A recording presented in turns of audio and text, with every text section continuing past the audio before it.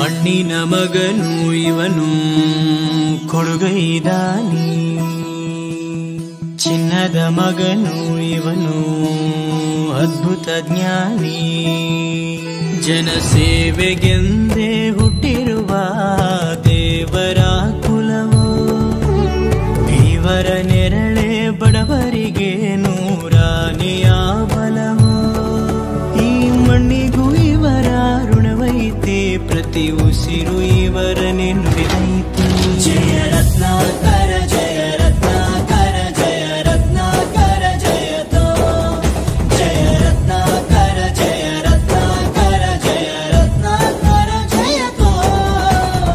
ಮಣ್ಣಿನ ಮಗನು ಇವನು ಕೊಡಗೈದಾನಿ, ಚಿನ್ನದ ಮಗನು ಇವನು ಅದ್ಭುತ ಜ್ಞಾನಿ.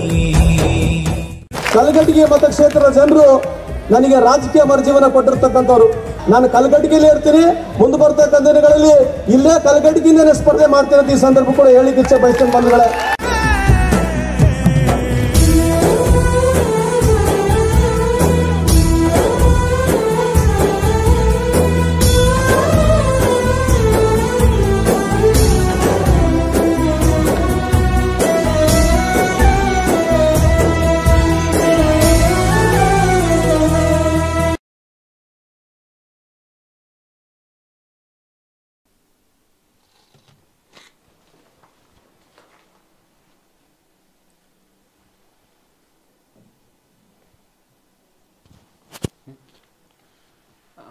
ಕರ್ನಾಟಕದ ಎಲ್ಲ ಸ್ಪರ್ಧಾರ್ಥಿಗಳಿಗೂ ಯುಗಾದಿ ಹಬ್ಬದ ಶುಭಾಶಯಗಳನ್ನು ಕೋರ್ತಾ, ಇವತ್ತಿನ ತರಗತಿ ಬಂದ್ಬಿಟ್ಟು ಕಾನ್ಸ್ಟಿಟ್ಯೂಷನ್ನಲ್ಲಿ ಈ ಹಿಂದ್ಗಡೆ ನಾನು ಕಾನ್ಸ್ಟಿಟ್ಯೂಷನ್ನಲ್ಲಿ ಯೂನಿಟರಿ ಮತ್ತು ಫೆಡ್ರಲ್ ಬಗ್ಗೆ ನಿಮಗೆ ಎಕ್ಸ್ಪ್ಲನೇಷನ್ ಕೊಡ್ತಾ ಇದ್ದೆ. ಇಲ್ಲಿ ನಮ್ಮ ಪೊಲಿಟಿಕಲ್ ಥಿಂಕರ್ಸ್ ಏನದಾರಲ್ರಿ, ಪೊಲಿಟಿಕಲ್ ಥಿಂಕರ್ಸು ಪೊಲಿಟಿಕಲ್ ಸೈಂಟಿಸ್ಟ್ ಅಂತ ತಿಳ್ಕೊಡ್ರಿ. ಸೈಂಟಿಸ್ಟ್ಗಳು ಏನು ಮಾಡಿದ್ದಾರೆ ಅಂತೇಳಿದ್ರೆ ಎರಡು ರೀತಿಯಾಗಿ ವಿಂಗಡಣೆ ಮಾಡಿದ್ದಾರೆ. ಒಂದು ಯೂನಿಟರಿ ಅಂತೇಳಿ, ಯೂನಿಟರಿ, ಇನ್ನೊಂದು ಫೆಡ್ರಲ್ ಅಂತೇಳಿ. ಓಕೆ, ಫೆಡ್ರಲ್ ಅಂತೇಳಿ. ಹಾಗಾದ್ರೆ ನಾವೇನು ಮಾಡಿದ್ವಿ, ಈ ಹಿಂದಿನ ತರಗತಿ ಒಳಗಡೆ ಏನು ತಿಳ್ಕೊಂಡ್ವಿ ಅಂತ ಹೇಳಿದ್ರೆ, ನಾವು ಇಲ್ಲಿ ಯೂನಿಟರಿ ಬಗ್ಗೆ ಅರ್ಥ ಮಾಡ್ಕೊಂಡ್ರಿ. ಯೂನಿಟರಿ ಮೀನ್ಸ್ ಏಕಾತ್ಮಕ ವ್ಯವಸ್ಥೆ ಬಗ್ಗೆ ತಿಳ್ಕೊಂಡಿವಿ. ನಾವು ನಮ್ಮಲ್ಲಿ ಏಕಾತ್ಮಕ ವ್ಯವಸ್ಥೆ ಯಾವ ರೀತಿ ಇದೆ ಅಂತಕ್ಕಂಥದ್ರ ಬಗ್ಗೆ ಅರ್ಥ ಮಾಡ್ಕೊಂಡ್ವಿ. ಇವತ್ತಿನ ವಿಷಯ ಬಂದ್ಬಿಟ್ಟು ಫೆಡ್ರಲ್ ಬಗ್ಗೆ ಆಲ್ರೆಡಿ ಒಂಚೂರು ನಿಮಗೆ ಎಕ್ಸಾಂಪಲ್ ಕೊಟ್ಟಿದ್ದೇನೆ ನಾನು. ಯೂನಿಟರಿ ಅಂದರೆ ಹೆಂಗಿರ್ತದ, ಫೆಡ್ರಲ್ ಅಂದರೆ ಹೆಂಗಿರ್ತದ ಅಂತೇಳಿ ಅದ್ರ ಬಗ್ಗೆ ಎಕ್ಸ್ಪ್ಲೇಷನ್ ಕೊಟ್ಟಿದ್ದೆ ನಿಮಗನ. ಎರಡರ ಬಗ್ಗೆ ಹೋಲಿಕೆ ಮಾಡಿದೆ ನಿಮಗನ. ಆದರೂ ಕೂಡ ಇವತ್ತು ಅದ್ರದ್ದು ಫೀಚರ್ಸ್ ಬೇಕಲ್ಲ. ಯೂನಿಟರಿ ಫೀಚರ್ಸ್ ನೀವು ತಿಳ್ಕೊಂಡಿದ್ದೀರಾ, ಫೆಡ್ರಲ್ ಫೀಚರ್ಸ್ ತಿಳ್ಕೊಳ್ಬೇಕು.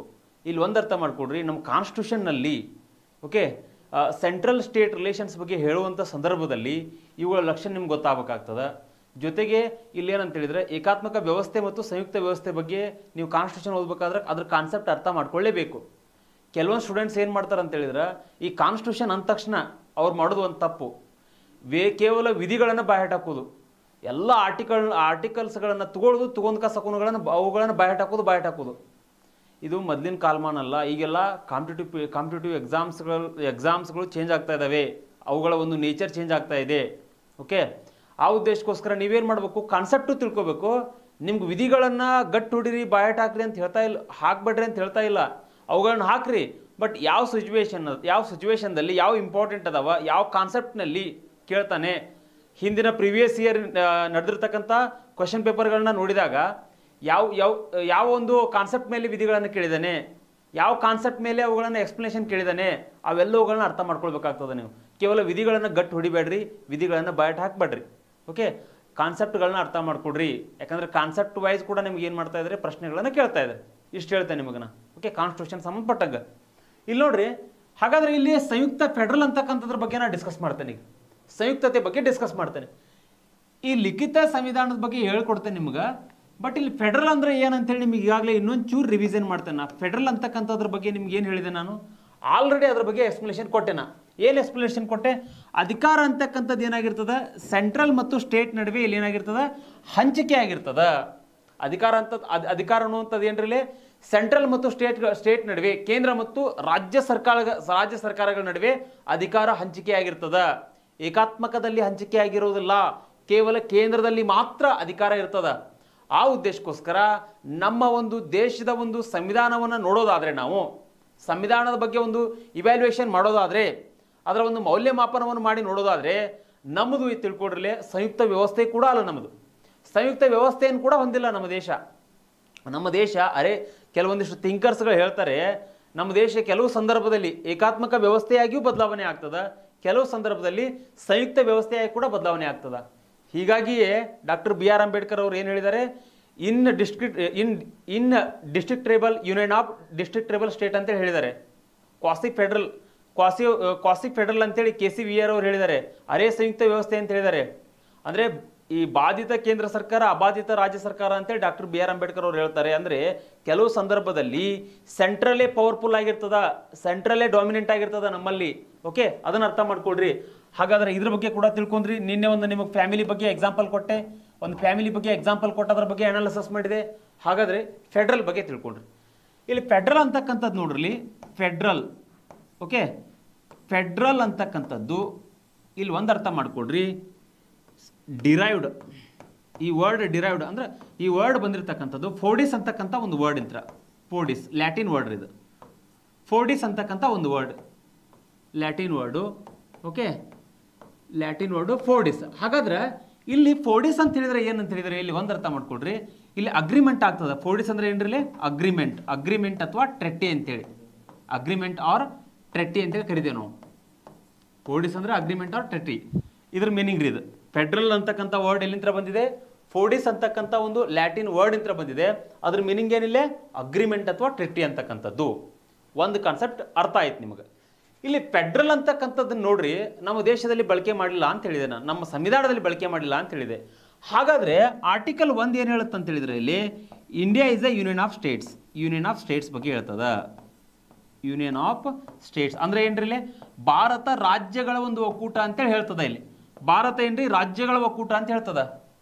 ಭಾರತ ರಾಜ್ಯಗಳ ಒಕ್ಕೂಟ ಅಂತ ಹೇಳ್ತಕ್ಕಂಥ ವಿಧಿ ಯಾವುದು, 1ನೇ ವಿಧಿ. ಹಾಗಾದ್ರೆ ನಾವು ಕೂಡ ಏನಂತ ಹೇಳಿದ್ರೆ, ಇಲ್ಲಿ ಅಮೆರಿಕ ಸಂಯುಕ್ತ ಸಂಸ್ಥಾನದಲ್ಲಿ ಏನದ ಅಲ್ಲ ಅಂತ ಹೇಳಿದ್ರೆ, USA ನಲ್ಲಿ ಏನದ ಅಂತ ಹೇಳಿದ್ರೆ, ಅಲ್ಲಿರ್ತಕ್ಕಂಥ ಸ್ಟೇಟ್ಗಳು ಅಗ್ರಿಮೆಂಟ್ ಮುಖಾಂತರ ಬಂದಿದ್ದಾವೆ. ಅಗ್ರಿಮೆಂಟ್ ಅಥವಾ ಕಾಂಟ್ರಾಕ್ಟ್ ಮುಖಾಂತರ ಬಂದಿದ್ದಾವೆ. ಓಕೆ, ಕಾಂಟ್ರಾಕ್ಟ್ ಮುಖಾಂತರ ಬಂದಿದ್ದಾವೆ. ನಾವೇನು ಮಾಡಿದ್ದೀವಿ, ನಮ್ಮ ದೇಶದಲ್ಲಿ ಯಾವುದೇ ಕಾರಣಕ್ಕೂ ಕಾಂಟ್ರಾಕ್ಟ್ ಮುಖಾಂತರ ನಮ್ಮ ದೇಶದಲ್ಲಿ ನಾವು ಮಾಡಿಲ್ಲ. ಸಂವಿಧಾನಾತ್ಮಕವಾಗಿ ಅಧಿಕಾರವನ್ನು ಹಂಚಿಕೆ ಮಾಡಿದ್ದೇವೆ ನಾವು. ಆ ಉದ್ದೇಶಕ್ಕೋಸ್ಕರ ಏನಂತ ಹೇಳಿದ್ರೆ, ಇಲ್ಲಿ ನಾವು ಯೂನಿಯನ್ ಆಫ್ ಸ್ಟೇಟ್ಸ್ ಅಂತೇಳಿ ಪದವನ್ನು ಬಳಸ್ತೇವೆ. ಕೇಂದ್ರ ಮತ್ತು ರಾಜ್ಯಗಳ ನಡುವೆ ಅಧಿಕಾರ ಹಂಚಿಕೆ ಆಗಿದೆ. ಇಲ್ಲಿ ಸ್ಟೇಟ್ ಅಂದ ನಂತರ ದೇಶ ಅಂತೇಳಿ ತಿಳ್ಕೊಬೇಕು ನೀವು.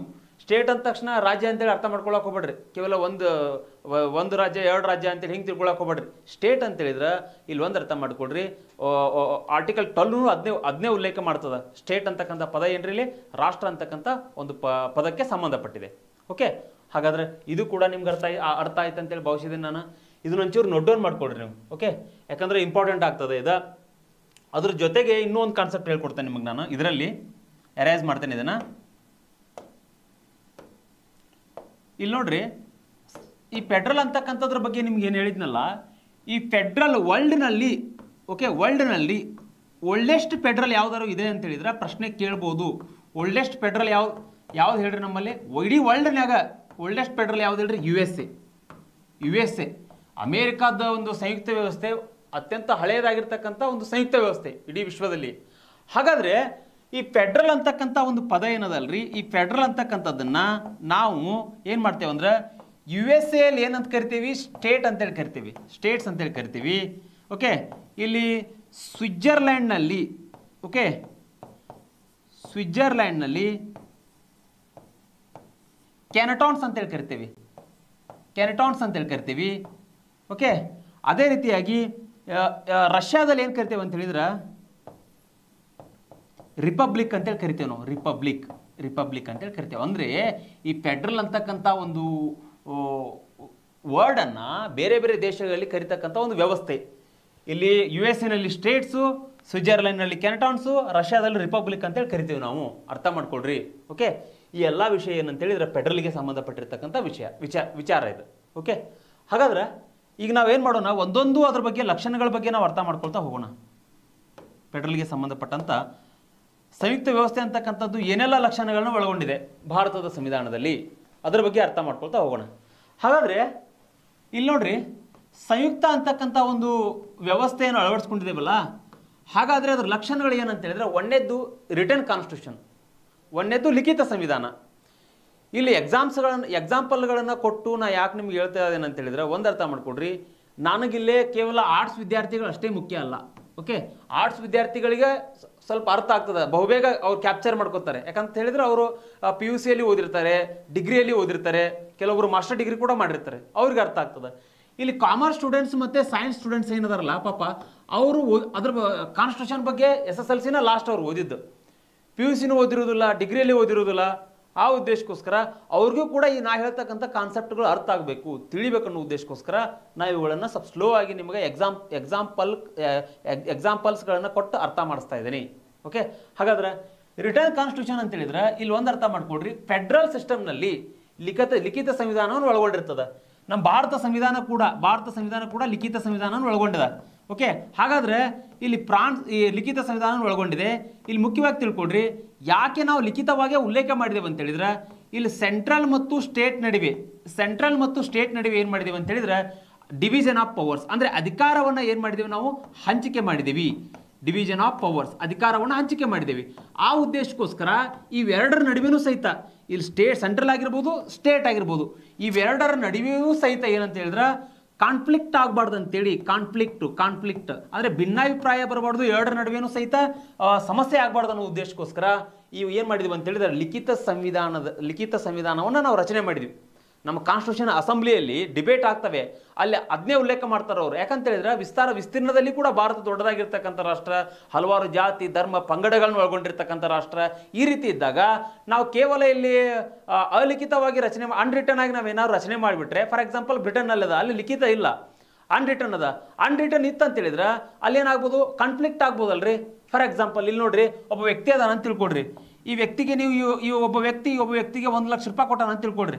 ಓಕೆ, ಆದರೆ ಒನ್ ಟೈಮ್ದಾಗ ಇವೇನು ಹೇಳ್ಬಿಡ್ತಾನ, ಈ ವ್ಯಕ್ತಿ ಇವ್ನು ಕೇಳಿಬಿಟ್ರೆ ನಾ ತೊಗೊಂಡಿಲ್ಲ ಅವ್ನ ಕಡೆ 1 ಲಕ್ಷ ರೂಪಾಯಿ ಅಂತ ಹೇಳ್ತಾನ ನಾವು. ಯಾಕಂತ ಹೇಳಿದ್ರೆ ಅದಕ್ಕೆ ಯಾವುದೇ ರೀತಿ ಆಧಾರ ಇರೋದಿಲ್ಲ, ಅದಕ್ಕೆ ಯಾವುದೇ ರೀತಿ ಲೀಗಲ್ ಡಾಕ್ಯುಮೆಂಟ್ಸ್ ಇರೋದಿಲ್ಲ. ಹಂಗೆ ಕೊಟ್ಟಿರ್ತಾನ ನಾವು ದೋಸ್ತಿ ಒಳಗಡೆ, ನಾ ತೊಗೊಂಡಿಲ್ಲ ನನಗೆ ಗೊತ್ತಿಲ್ಲ ಅಂತ ಹೇಳ್ತಾನ. ಅಗದಿ ಹೆಚ್ಚು ಕಡೆ ಮಾತಾಡಕತ್ತ ಅಂತ ಹೇಳಿದ್ರೆ ಬಾಹುಬಲಿ ಅಂತ ಅವ್ರು 4 ಮಂದಿನ ಕರ್ಕೊಂಡ್ಬಂದ್ಬಿಟ್ರೆ ಮುಗಿದೋದು, ಗಪ್ ಚುಪ್ಪ ಆಗಿಬಿಡ್ತಾನ ನಾವು.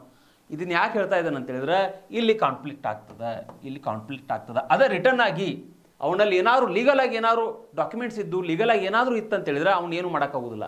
ಕೋರ್ಟಿಗೆ ಹೋಗ್ಬೋದು, ಕೋರ್ಟಿಗೆ ಹೋಗಿ ತನ್ನ ಸಮಸ್ಯೆಯನ್ನು, ತನಗೆ ನ್ಯಾಯವನ್ನು ತಗೊಳ್ಬೋದು ಅವನು. ಅದೇ ರೀತಿಯಾಗಿ ನಾವು ಸಂವಿಧಾನದಲ್ಲಿ ಕೂಡ ಏನು ಮಾಡಿದ್ದೇವೆ ಅಂತ ಹೇಳಿದ್ರೆ ರಿಟರ್ನ್ ಕಾನ್ಸ್ಟಿಟ್ಯೂಷನ್ ಮಾಡಿದ್ದೇವೆ. ಯಾವ ಉದ್ದೇಶಕ್ಕೋಸ್ಕರ, ಸೆಂಟ್ರಲ್ ಮತ್ತು ಸ್ಟೇಟ್ ನಡುವೆ ಭಿನ್ನಾಭಿಪ್ರಾಯ ಬರಬಾರ್ದು, ಕಾನ್ಫ್ಲಿಕ್ಟ್ ಆಗಬಾರ್ದು ಅಂತೇಳಿ. ಓಕೆ, ಇದು ಕೂಡ ನಿಮ್ಗೆ ಅರ್ಥ ಆಯ್ತು ಅಂತೇಳಿ ನಾನು ಭಾವಿಸ್ತೇನೆ. ಇವಾಗ ದ್ವಿಸರ್ಕಾರ ಪದ್ಧತಿ, ಹೌದಾ, ಡ್ಯುಯಲ್ ಪಾಲಿಸಿ ಅಂತೇಳಿ ಕರಿತೇವೆ ಇದನ್ನು ನಾವು. ಡ್ಯುಯಲ್ ಪಾಲಿಸಿ, ದ್ವಿಸರ್ಕಾರ ಪದ್ಧತಿ, ಡ್ಯುಯಲ್ ಪಾಲಿಸಿ. ಏನ್ರಿ ದ್ವಿಸರ್ಕಾರ ಪದ್ಧತಿ ಅಂತ ಹೇಳಿದ್ರೆ, ಇಲ್ಲ ಒಂದು ಅರ್ಥ ಮಾಡ್ಕೊಡ್ರಿ, ಇಲ್ಲಿ ದ್ವಿಸರ್ಕಾರ ಪದ್ಧತಿ ಅಂತ ಹೇಳಿದ್ರೆ, ಓಕೆ, ಡ್ಯುಯಲ್ ಪಾಲಿಸಿ ಅಂತ ಹೇಳಿದ್ರೆ ಇಲ್ಲಿ ಸೆಂಟ್ರಲ್ನಲ್ಲಿ ಏನು ಮಾಡಿದೀವಿ ನಾವು, ಇಲ್ಲಿ ಸೆಂಟ್ರಲ್, ಇಲ್ಲಿ ಸ್ಟೇಟ್ ಗೌರ್ಮೆಂಟ್ ಮಾಡಿದೆ. Okay, central government and state government. ಈ ದ್ವಿಸರ್ಕಾರ ಪದ್ಧತಿ ಅಂತ ಹೇಳಿದ್ರೆ ಇಲ್ಲಿ ನೋಡ್ರಿ, ಇಡೀ ಇಂಡಿಯಾಕ್ಕೆ ಅನ್ವಯ ಆಗುವಂಗೆ ನಾವೇನು ಮಾಡಿದೇವೆ ಅಂತ ಹೇಳಿದ್ರೆ, ಒಂದು ಕಡೆ ಸೆಂಟ್ರಲ್ ಗೌರ್ಮೆಂಟು ಅದ, ಇನ್ನೊಂದು ಕಡೆ ಸ್ಟೇಟ್ ಗೌರ್ಮೆಂಟು ನಮ್ಮಲ್ಲಿ ಅದ. ಓಕೆ, ಸೆಂಟ್ರಲ್ ಗೌರ್ಮೆಂಟ್ ಏನು ಮಾಡುತ್ತೆ ಅಂತ ಹೇಳಿದ್ರೆ ಇಲ್ಲಿ ಕೇಂದ್ರಕ್ಕೆ ಸಂಬಂಧಪಟ್ಟಿರ್ತಕ್ಕಂಥ ಕಾನೂನುಗಳನ್ನು ರೂಪಿಸ್ತದೆ. ಯಾವ ಮುಖಾಂತರ, ಇಲ್ಲಿ ಕೂಡ 2 ರೀತಿಯಾಗಿ ಮಾಡ್ತೇವೆ ನಾವು. ಒಂದು ಲೋಕಸಭೆ ಅದ, ಇನ್ನೊಂದು ರಾಜ್ಯಸಭೆ ಅದ. ಓಕೆ, ದ್ವಿಸರ್ಕಾರ ಪದ್ಧತಿಯಲ್ಲಿ ಸೆಂಟ್ರಲ್ನಲ್ಲಿ. ಓಕೆ, ಹಾಗಾದ್ರೆ ಇಲ್ಲಿ ಸ್ಟೇಟ್ ಗೌರ್ಮೆಂಟ್ ಕೂಡ ಸ್ಟೇಟ್ಗೆ ಸಂಬಂಧಪಟ್ಟಂತೆ ಕಾಯ್ದೆ ಕಾನೂನುಗಳನ್ನು ರೂಪಿಸ್ಬೋದು.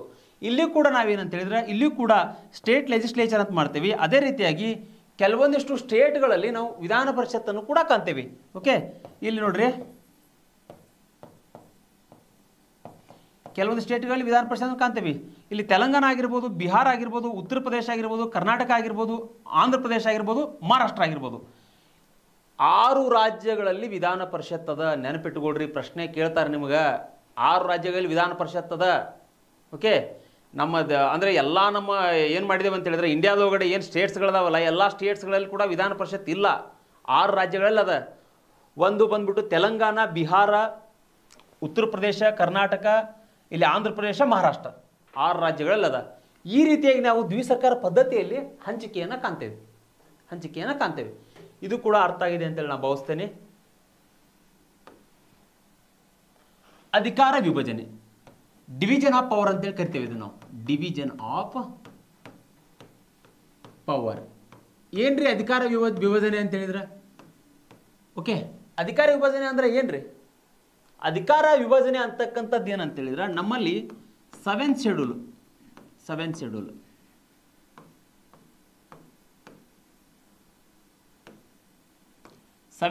ಏನದಲ್ಲ, ಈ 7th ಶೆಡ್ಯೂಲ್ನಲ್ಲಿ ಏನು ಮಾಡಿದೇವೆ ಅಂತ ಹೇಳಿದ್ರೆ ನಾವು ಅಧಿಕಾರವನ್ನು ಯಾವ ರೀತಿ ಡಿವಿಷನ್ ಮಾಡಿದ್ದೇವೆ ಅಂತ ಹೇಳಿದ್ರೆ, ಒಂದು ತಿಳ್ಕೊಡ್ರಿ, ಇಲ್ಲಿ central list, state list, concurrent list. ಈ ಸೆಂಟ್ರಲ್ ಲಿಸ್ಟಿಗೆ ಸಂಬಂಧಪಟ್ಟಂತೆ ಸೆಂಟ್ರಲ್ ಗೌರ್ಮೆಂಟ್ ಏನು ಮಾಡ್ಬೋದು? ಕಾಯ್ದೆ ಕಾನೂನುಗಳನ್ನು ರೂಪಿಸ್ಬೋದು. ಫಾರ್ ಎಕ್ಸಾಂಪಲ್ ರಕ್ಷಣೆ ಆಗಿರ್ಬೋದು, ಆಮೇಲೆ ಫಾರಿನ್ ಅಫೇರ್ಸ್ ಆಗಿರ್ಬೋದು. ಓಕೆ, ಇದ್ರ ಬಗ್ಗೆ ಹೇಳ್ತೇನೆ ನಾನು ನೆಕ್ಸ್ಟ್ ಕಾನ್ಸೆಪ್ಟ್ನಲ್ಲಿ. ಫಾರಿನ್ ಅಫೇರ್ಸ್ ಆಗಿರ್ಬೋದು, ಆಮೇಲೆ ಸುಪ್ರೀಂ ಕೋರ್ಟ್ ಮತ್ತು ಹೈಕೋರ್ಟ್ ರಚನೆ ಆಗಿರ್ಬೋದು. ಇಲ್ಲಿ ಏನು ಮಾಡ್ತೇವೆ ಅಂತ ಹೇಳಿದ್ರೆ ನಾವು ಸೆಂಟ್ರಲ್ ಲಿಸ್ಟ್ನಲ್ಲಿ ಕಾಣ್ತೇವೆ. ಅಲ್ಲಿ ಪವರ್, ಕೇಂದ್ರ ಸರ್ಕಾರ ಪವರ್ ಅದ.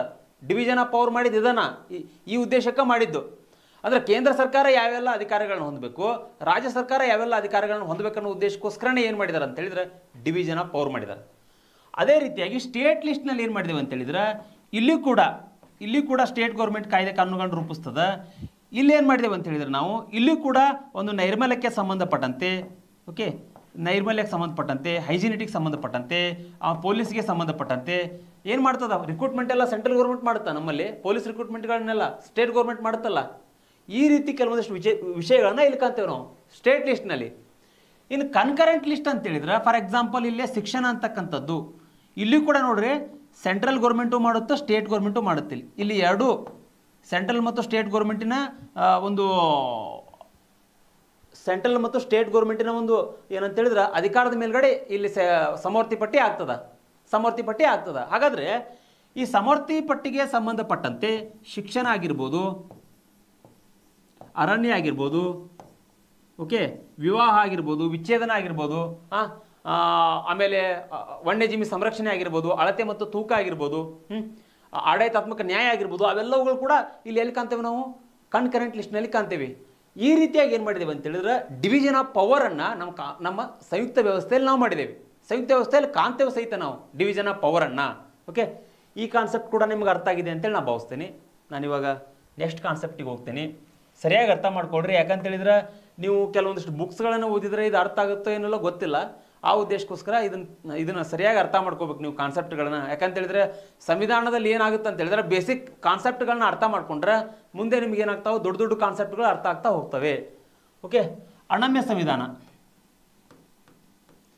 ಏನ್ರಿ? ಇಲ್ಲಿ ಅನಮ್ಯ ಸಂವಿಧಾನ ಅಂದ್ರೆ ನಾ ಇಲ್ಲಿ ಫೀಚರ್ಸ್ ಆಫ್ ಇಂಡಿಯನ್ ಕಾನ್ಸ್ಟಿಟ್ಯೂಷನ್ ಹೇಳಬೇಕಾದ್ರೂ ಹೇಳ್ಕೊಟ್ಟಿದ್ದೀನಿ ನಿಮ್ಗೆ. ಅನಮ್ಯ ಸಂವಿಧಾನ, ನಮ್ಯ ಮತ್ತು ಅನಮ್ಯ. ನಮ್ಯ ಅಂತ ಇಲ್ಲೇನ ಕೆಲವು ಸಂದರ್ಭ ರಿಜಿಡ್ ಅಂತ ಹೇಳ್ತೇವೆ. ಇದು ನಾವು ರಿಜಿಡ್ ಅಂತ ಹೇಳ್ತೇವೆ. ಅಂದರೆ ನಮ್ಮ ಸಂಯುಕ್ತ ವ್ಯವಸ್ಥೆಯಲ್ಲಿ ಏನು ಕಾಣ್ತೇವೆ ಅಂತ ಹೇಳಿದ್ರೆ ಈ ಒಂದು ಅನಮ್ಯ ಅಂತಕ್ಕಂಥದ್ದನ್ನು, ರಿಜಿಡ್ ಅಂತಕ್ಕಂಥದ್ದನ್ನು ನಾವೇನು ಮಾಡಿದ್ದೀವಿ? USA ಅಂತ ತೆಗೆದುಕೊಂಡಿದ್ದೀವಿ. USA. ಓಕೆ, ನೆನ್ಪಿಟ್ಕೊಡ್ರಿ. ಫ್ಲೆಕ್ಸಿಬಲ್ ಅಂತಕ್ಕಂಥದ್ದನ್ನು ಅಂದರೆ ಸರಳ ಅಂತಕ್ಕಂಥದ್ದನ್ನು ಬ್ರಿಟನ್ ಅಂತ ತೆಗೆದುಕೊಂಡಿದ್ದೀವಿ. ಬ್ರಿಟನ್. ಹಾಗಾದರೆ ಇಲ್ಲಿ ಒಂದು ಅರ್ಥ ಮಾಡ್ಕೊಡ್ರಿ, ನಾವು ಇಲ್ಲಿ USA ಇಂದಲೇ ಯಾಕೆ ಅಳವಡಿಸ್ಕೊಂಡಿದ್ದೇವೆ ಅಂತ ಹೇಳಿದ್ರೆ USA ಇಡೀ ವರ್ಲ್ಡ್ನಲ್ಲಿಯೇ ಓಲ್ಡೆಸ್ಟ್ ಫೆಡರೇಷನ್. ಓಕೆ, ಅದೇ ರೀತಿಯಾಗಿ ಈ ಅನಮ್ಯ ಅಂತ ಹೇಳಿದ್ರೆ ಏನಂತ ಹೇಳಿದ್ರೆ ಇಲ್ಲಿ ಕಠಿಣತೆಯನ್ನು ಒಳಗೊಂಡಿರ್ತದೆ. ಕಠಿಣತೆನೇ ಯಾಕೆ ನಾವು ಸಂಯುಕ್ತ ವ್ಯವಸ್ಥೆಯಲ್ಲಿ ಅಳವಡಿಸ್ಕೊಂಡಿದ್ದೇವೆ ಅಂತ ಹೇಳಿದ್ರೆ ಒಂದು ಅರ್ಥ ಮಾಡ್ಕೊಡ್ರಿ, ಕಠಿಣತೆ ಇದ್ರೆ ಏನಾಗುತ್ತೆ ಅಂತ ಹೇಳಿದ್ರೆ ಕೆಲವು ಸಂದರ್ಭದಲ್ಲಿ ಸೆಂಟ್ರಲ್ ಕೂಡ ಏನು ಮಾಡ್ಬೋದು? ನಮ್ಮ ಮೇಲೆ, ರಾಜ್ಯ ಸರ್ಕಾರದ ಮೇಲೆ ತನ್ನ ಅಧಿಕಾರವನ್ನು ಚಲಾಯಿಸ್ಬೋದು. ಆದರೆ ಕೆಲವು ಸಂದರ್ಭದಲ್ಲಿ ಏನಾಗುತ್ತೆ? ಕಠಿಣತೆ ಇತ್ತಂತ ಹೇಳಿದ್ರೆ ಅದಕ್ಕೂ ಕೂಡ ಹೆದರಿಕೆ ಬರ್ತದ ಸೆಂಟ್ರಲ್ಲಿ ಕೂಡ. ಯಾಕೆ ಹೇಳ್ರಿ? ಸಂವಿಧಾನದಲ್ಲಿ ಉಲ್ಲೇಖ ಇರ್ತದ. ಬೆಸ್ಟ್ ಎಕ್ಸಾಂಪಲ್ ಕೊಡ್ತೇನೆ ನಿಮಗೆ. ಫಾರ್ ಎಕ್ಸಾಂಪಲ್ 2/3 ಮೆಜಾರಿಟಿ ಬೇಕು, ಜೊತೆಗೆ ಇಲ್ಲಿ ಹಾಫ್ ಆಫ್ ಸ್ಟೇಟ್ಸ್ ಅಂದರೆ ಅರ್ಧ ರಾಜ್ಯಗಳ ರೆಟಿಫಿಕೇಶನ್ ಬೇಕು. ಓಕೆ, ಅರ್ಧ ರಾಜ್ಯಗಳ ರೆಟಿಫಿಕೇಶನ್ ಬೇಕು. ಅದರ ಆಧಾರದ ಮೇಲೆ ನಾವೇನು ಮಾಡ್ಬೋದು? ಕಾನ್ಸ್ಟಿಟ್ಯೂಷನ್ ಅಮೆಂಡ್ಮೆಂಟ್ ಮಾಡ್ಬೋದು. ಯಾವ ರೀತಿ ಕಾನ್ಸ್ಟಿಟ್ಯೂಷನ್ ಅಮೆಂಡ್ಮೆಂಟ್ ಮಾಡ್ಬೋದ್ರಿ ನಾವು? ಒಂದು ರಾಷ್ಟ್ರಪತಿಗಳ ಒಂದು ಚುನಾವಣೆ ಆಗಿರ್ಬೋದು, ರಾಷ್ಟ್ರಪತಿಗಳ ಚುನಾವಣೆಗೆ ಸಂಬಂಧಪಟ್ಟಂತೆ, ಓಕೆ, ರಾಷ್ಟ್ರಪತಿಗಳ ಒಂದು ಚುನಾವಣೆಗೆ ಸಂಬಂಧಪಟ್ಟಂತೆ. ಅದೇ ರೀತಿಯಾಗಿ ಕೇಂದ್ರ ಮತ್ತು ರಾಜ್ಯಗಳ ಒಂದು ಕಾರ್ಯಾಂಗೀಯ ಒಂದು ಸಂಬಂಧ, ಕೇಂದ್ರ ಮತ್ತು ರಾಜ್ಯಗಳ ಕಾರ್ಯಾಂಗೀಯ ಸಂಬಂಧ, ಕೇಂದ್ರ ಮತ್ತು ರಾಜ್ಯಗಳ ಕಾರ್ಯಾಂಗೀಯ ಸಂಬಂಧ, ಓಕೆ, ಶಾಸಕಾಂಗೀಯ ಸಂಬಂಧ, ಇಂತಹ ಕೆಲವೊಂದಿಷ್ಟು ನಾನು ಈಗಾಗಲೇ ಹೇಳಿದೆ. ಸಂಯುಕ್ತ ಅಂತಕ್ಕಂಥದ್ದು ಏನದರ ಇಲ್ಲಿ ಕೇಂದ್ರ ಮತ್ತು ರಾಜ್ಯಗಳ ನಡುವೆ ಅಧಿಕಾರ ಹಂಚಿಕೆ ಸಂಬಂಧಪಟ್ಟಿರ್ತದ. ಯೂನಿಟರಿ ಸಿಸ್ಟಮ್ ತರ ಒಂದೇ ರೀತಿ ಇರುವುದಿಲ್ಲ. ಹಾಗಾದ್ರೆ ಇಲ್ಲಿ ಏನ್ ಮಾಡಿದೇವೆ ನಾವು? ಅರ್ಧದಷ್ಟು ರಾಜ್ಯಗಳ ಒಪ್ಪಿಗೆ ಬೇಕಾಗ್ತದೆ. ಇಲ್ಲಿ 2/3 ಮೆಜಾರಿಟಿನೂ ಬೇಕು. ಕಾನ್ಸ್ಟಿಟ್ಯೂಷನ್ ಅಮೆಂಡ್ಮೆಂಟ್ನಲ್ಲಿ ಒಂದು 368ನೇ ಒಂದು ವಿಧಿಯ ಅಡಿಯಲ್ಲಿ 2ನೇ ಅಂಶ ಇದು. ಓಕೆ, 2/3 ಮೆಜಾರಿಟಿ ವಿತ್ತು ಅರ್ಧ ರಾಜ್ಯಗಳ ಒಂದು ಒಪ್ಪಿಗೆ ಬೇಕಾಗ್ತದ. ಆ ರೀತಿ ಇದ್ದಾಗ ಏನಾಗುತ್ತೆ ಅಂತ ಹೇಳಿದ್ರೆ ಸಂಯುಕ್ತತೆ ಕೂಡ ಒಂದು ಬೆಲೆ ಇರ್ತದ. ಆ ಉದ್ದೇಶಕ್ಕೋಸ್ಕರ ನಾವೇನು ಮಾಡಿದ್ವಿ, ಇಲ್ಲಿ ರಿಜಿಡ್ ಕಾನ್ಸ್ಟಿಟ್ಯೂಷನ್ ಅನ್ನ ಕಾಣ್ತೇವೆ, ಸಂಯುಕ್ತತೆಯಲ್ಲಿ ಅನಮ್ಯ ಸಂವಿಧಾನವನ್ನು ಕಾಣ್ತೇವೆ ನಾವು. ಓಕೆ, ಇದು ಕೂಡ ನಿಮ್ಗೆ ಕಾನ್ಸೆಪ್ಟ್ ಅರ್ಥ ಆಗಿದೆ ಅಂತೇಳಿ ನಾನು ಭಾವಿಸ್ತೇನೆ. ಇದನ್ನು ಕೂಡ ನೋಟ್ ಡೌನ್ ಮಾಡ್ಕೊಡ್ರಿ, ಸರಿಯಾಗಿ ನೋಟ್ ಡೌನ್ ಮಾಡ್ಕೊಡ್ರಿ. ಇವಾಗ ನೆಕ್ಸ್ಟ್ ಬರ್ತಕ್ಕಂಥ ಕಾನ್ಸೆಪ್ಟು ಸ್ವತಂತ್ರ ನ್ಯಾಯಾಂಗ. ಏನ್ರಿ ಸ್ವತಂತ್ರ ನ್ಯಾಯಾಂಗ ಅಂದ್ರೆ? ಓಕೆ, ನಮ್ಮಲ್ಲಿ ನ್ಯಾಯಾಂಗ ಅಂತಕ್ಕಂಥದ್ದನ್ನು ನಾವು ಯಾವುದೇ ರೀತಿ ಡಿವೈಡ್ ಮಾಡಿಲ್ಲ. ಒಂದು ಅರ್ಥ ಮಾಡ್ಕೊಡ್ರಿ. ಇಲ್ಲಿ ಒಂದು ಹೇಳ್ಬೇಕಂತ ಹೇಳಿದ್ರೆ ನಿಮ್ಗೆ ಇಲ್ಲಿ ಎಕ್ಸಿಕ್ಯೂಟಿವನ್ನು ಡಿವೈಡ್ ಮಾಡಿದ್ದೀವಿ. ಓಕೆ, ಲೆಜಿಸ್ಲೇಚರನ್ನು ಡಿವೈಡ್ ಮಾಡಿದ್ದೀವಿ.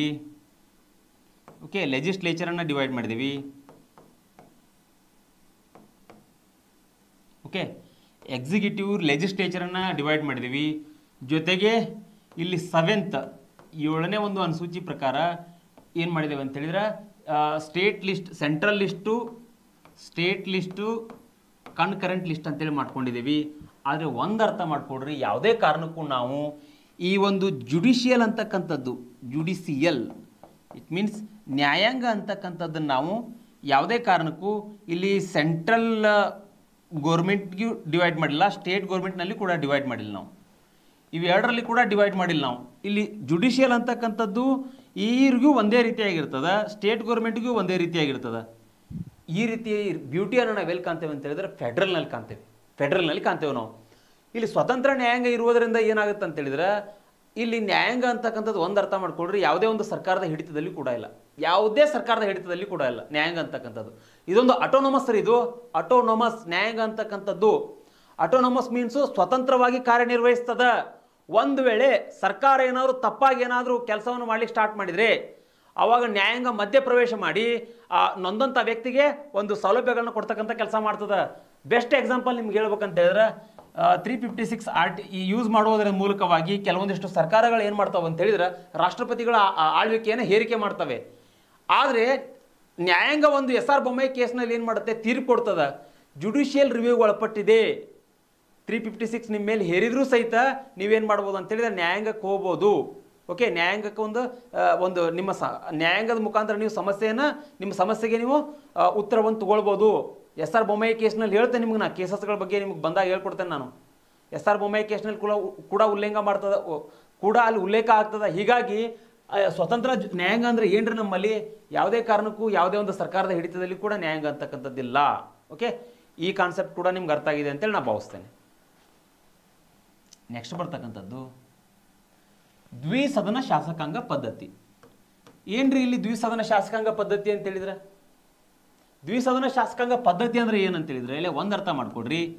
ದ್ವಿಸದನ ಶಾಸಕಾಂಗ ಪದ್ಧತಿ ಅಂತ ಹೇಳಿದ್ರೆ ಇಲ್ಲಿ ನಾವೇನ್ ಮಾಡಿದೀವಿ, ಸೆಂಟ್ರಲ್ ಗೌರ್ಮೆಂಟ್ ಅಂತ ತಿಳ್ಕೊಡ್ರಿ. Central government. ದ್ವಿಸದನ ಅಂದ್ರೆ ಏನ್ರಿ, ಇಲ್ಲಿ ಲೋಕಸಭೆಯನ್ನು ಕಾಣ್ತೇವೆ ನಾವು, ಇಲ್ಲಿ ರಾಜ್ಯಸಭೆಯನ್ನು ಕಾಣ್ತೇವೆ. ಓಕೆ, ಲೋಕಸಭೆ ಮತ್ತು ರಾಜ್ಯಸಭೆ. ಈ ಲೋಕಸಭೆ ಅಂದ್ರೆ ಏನ್ರಿ, ಇಲ್ಲಿ ರಾಜ್ಯಸಭೆ ಅಂದ್ರೆ ಏನು, ಇದೊಂದು ಅಪ್ಪರ್ ಹೌಸ್,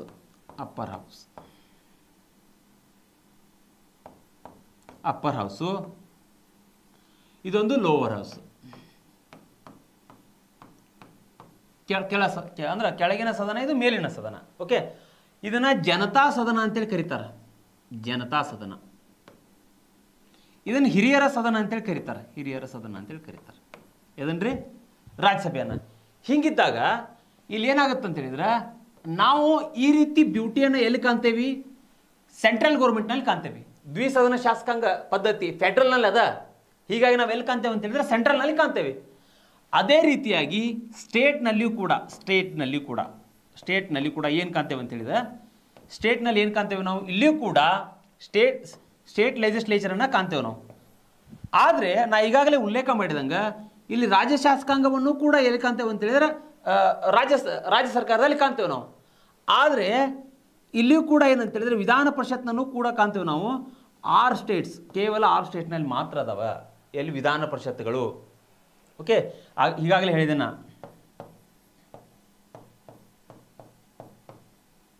ತೆಲಂಗಾಣ, ಬಿಹಾರ, ಉತ್ತರ ಪ್ರದೇಶ, ಕರ್ನಾಟಕ, ಆಂಧ್ರ ಪ್ರದೇಶ, ಮಹಾರಾಷ್ಟ್ರ. ಇಲ್ಲಿ ಏನು ಕಾಣ್ತೇವೆ ಅಂತ ಹೇಳಿದ್ರೆ ನಾವು 6 ರಾಜ್ಯಗಳಲ್ಲಿ ವಿಧಾನ ಪರಿಷತ್ತನ್ನು ಕಾಣ್ತೇವೆ.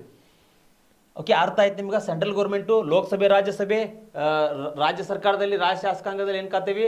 ಅಲ್ಲಿ ಕೂಡ ರಾಜ್ಯ ವಿಧಾನಸಭೆ, ರಾಜ್ಯ ವಿಧಾನ ಪರಿಷತ್ತನ್ನು ಕಾಣ್ತೇವೆ. ಎಲ್ಲಿ ಕಾಣ್ತೇವೆ? ಇದನ್ನ ಫೆಡ್ರಲ್ನಲ್ಲಿ ಕಾಣ್ತೇವೆ. ಅರ್ಥ ಮಾಡ್ಕೊಳ್ರಿ, ಯೂನಿಟೇರಿಯಲ್ಲಿ ಇಲ್ಲ, ಏಕಾತ್ಮಕತೆಯಲ್ಲಿ ಇವೆಲ್ಲ ಇಲ್ಲ. ಓಕೆ, ಇದು ಕೂಡ ನಿಮ್ಗೆ ಅರ್ಥ ಆಯ್ತು ಅಂತೇಳಿ ನಾನು ಭಾವಿಸ್ಕೊತೇನೆ ನಾನು. ಓಕೆ, ಇವಾಗ ಮುಂದಿನ ಕಾನ್ಸೆಪ್ಟು. ಓಕೆ, ಇವಾಗ ಈಗ ನೋಡ್ರಿ, ಅದು ಫೆಡ್ರಲ್ ಮತ್ತು ಯೂನಿಟರಿ ಬಗ್ಗೆ. ಓಕೆ, ಇಲ್ಲಿ ಯೂನಿಟರಿ ಮತ್ತು ಫೆಡ್ರಲ್ ಬಗ್ಗೆ ಸುಮಾರು 2 ದಿನಗಳ ಕಾಲ ಇದ್ರ ಬಗ್ಗೆ ಬೋಧಿಸಿದೆ ನಾನು. ಏಕಾತ್ಮಕ ಸರ್ಕಾರ ವ್ಯವಸ್ಥೆ ಮತ್ತು ಸಂಯುಕ್ತ ಸರ್ಕಾರ ವ್ಯವಸ್ಥೆ, ಇವೆರಡೂ ಒಂದು ಸರ್ಕಾರ ವ್ಯವಸ್ಥೆದ ಬಗ್ಗೆ ನೀವು ಫೀಚರ್ಸ್ ಬಗ್ಗೆ ತಿಳ್ಕೊಂಡ್ರಿ, ಅಲ್ಲಿ ಏನೆಲ್ಲ ಅಂಶಗಳ ಬಗ್ಗೆ ನೀವು ಅರ್ಥ ಮಾಡ್ಕೊಂಡ್ರಿ. ಅದಾದಮೇಲೆ ಏನಂತ ಹೇಳಿದ್ರೆ ಅದಕ್ಕೆ ನಿಮ್ಗೆ ಆ ಒಂದು ಅಂಶಕ್ಕೆ ಟಚ್ ಕೊಡೋದ್ರ ಜೊತೆಗೆ ಈ ಚಾಪ್ಟ್ರಿಗೆ ಕೂಡ ಟಚ್ ಕೊಡ್ತದೆ ಆ ಅಂಶಗಳು. ಏಕಾತ್ಮಕ ವ್ಯವಸ್ಥೆ ಮತ್ತು ಸಂಯುಕ್ತ ವ್ಯವಸ್ಥೆ, ಅವೆರಡೂ ಅಂಶಗಳು ಇದಕ್ಕೆ ಟಚ್ ಕೊಡ್ತವೆ. ಹೊಸಬ್ರು ಏನಾದರೂ ನೋಡಕತ್ರ ಪ್ರಿವಿಯಸ್ ವಿಡಿಯೋನ ನೋಡ್ರಿ ನೀವು. ಅಂದರೆ ಏನಾಗುತ್ತೆ ನಿಮ್ಗೆ ಈ ಸೆಂಟ್ರಲ್ ಸ್ಟೇಟ್ ರಿಲೇಷನ್ಸ್ ಬಗ್ಗೆ ಇನ್ನೂ ಕೂಡ ಅತಿ ಹೆಚ್ಚು ಅರ್ಥ ಆಗ್ತದೆ, ನಿಮ್ಗೆ ಕಾನ್ಸೆಪ್ಟ್ ಕ್ಲಿಯರಿಟಿ ಆಗ್ತದೆ. ಓಕೆ, ಇದ್ರ ಬಗ್ಗೆ ನೋಡ್ರಿ, UPSC ಮೇನ್ಸ್ನಲ್ಲಿ ಇದ್ರ ಬಗ್ಗೆ ಪ್ರಶ್ನೆ ಕೇಳ್ತಾರೆ. UPSC ಮೇನ್ಸ್ನಲ್ಲಿ ಇದ್ರ ಬಗ್ಗೆ ಕೇಳ್ತಾರೆ. ಯಾಕಂತ ಹೇಳಿದ್ರೆ ಸೆಂಟ್ರಲ್ ಮತ್ತು ಸ್ಟೇಟ್ಸ್ ಬಗ್ಗೆ ಏನದ ಅಲ್ರಿ, ಇದ್ರ ಬಗ್ಗೆ ಪ್ರತಿಯೊಬ್ಬ ವ್ಯಕ್ತಿ ಕೂಡ ಸಿವಿಲ್ ಸರ್ವೆಂಟ್ಸ್ ಗೊತ್ತಿರಲೇಬೇಕು. ಇದ್ರ ಬಗ್ಗೆ UPSC ಮೇನ್ಸ್ನಲ್ಲಿ ಪ್ರಶ್ನೆ ಕೇಳ್ತಾರೆ, KPSC ಮೇನ್ಸ್ನಲ್ಲಿ ಕೂಡ ಕೇಳ್ತಾರೆ, KPSC ಮೇನ್ಸ್ನಲ್ಲಿ ಕೂಡ ಕೇಳ್ತಾರೆ ಇದ್ರ ಬಗ್ಗೆ ಕ್ವಶನ್ಸ. ಅದ್ರ ಜೊತೆಗೆ ಇನ್ನೂ ಏನಂತ ಹೇಳಿದ್ರೆ ಈ ಸೆಂಟ್ರಲ್ ಮತ್ತು ಸ್ಟೇಟ್ಸ್ಗೆ ಸಂಬಂಧಪಟ್ಟಂತೆ ಇಲ್ಲಿ MCQ ಪ್ರಶ್ನೆಗಳನ್ನು ಕೇಳ್ತಾರೆ. ಯಾಕಂತ ಹೇಳಿದ್ರೆ ಇಲ್ಲಿ ಏನಾಗುತ್ತೆ, ಸೆಂಟ್ರಲ್ ಮತ್ತು ಸ್ಟೇಟ್ಸ್ಗೆ ಸಂಬಂಧಪಟ್ಟಂತೆ ಕೆಲವೊಂದಿಷ್ಟು ಆಯೋಗಗಳು ಬರ್ತಾವ್ರೆ, ವೆರಿ ವೆರಿ ಇಂಪಾರ್ಟೆಂಟ್ ಆಗ್ತಾವೆ. ಫಾರ್ ಎಕ್ಸಾಂಪಲ್ ಆಯೋಗಗಳು ಬರ್ತಾವೆ, ಅದಕ್ಕೆ ನೀವು ನೆನ್ಪಿಟ್ಕೊಳ್ಬೇಕು. ಓಕೆ, ರಾಜ್ ಮನ್ನಾರ್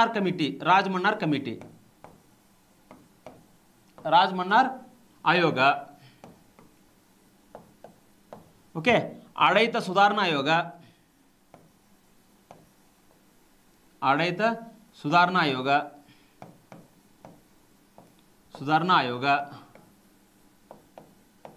ಪುಂಚಿ ಕಮಿಟಿ,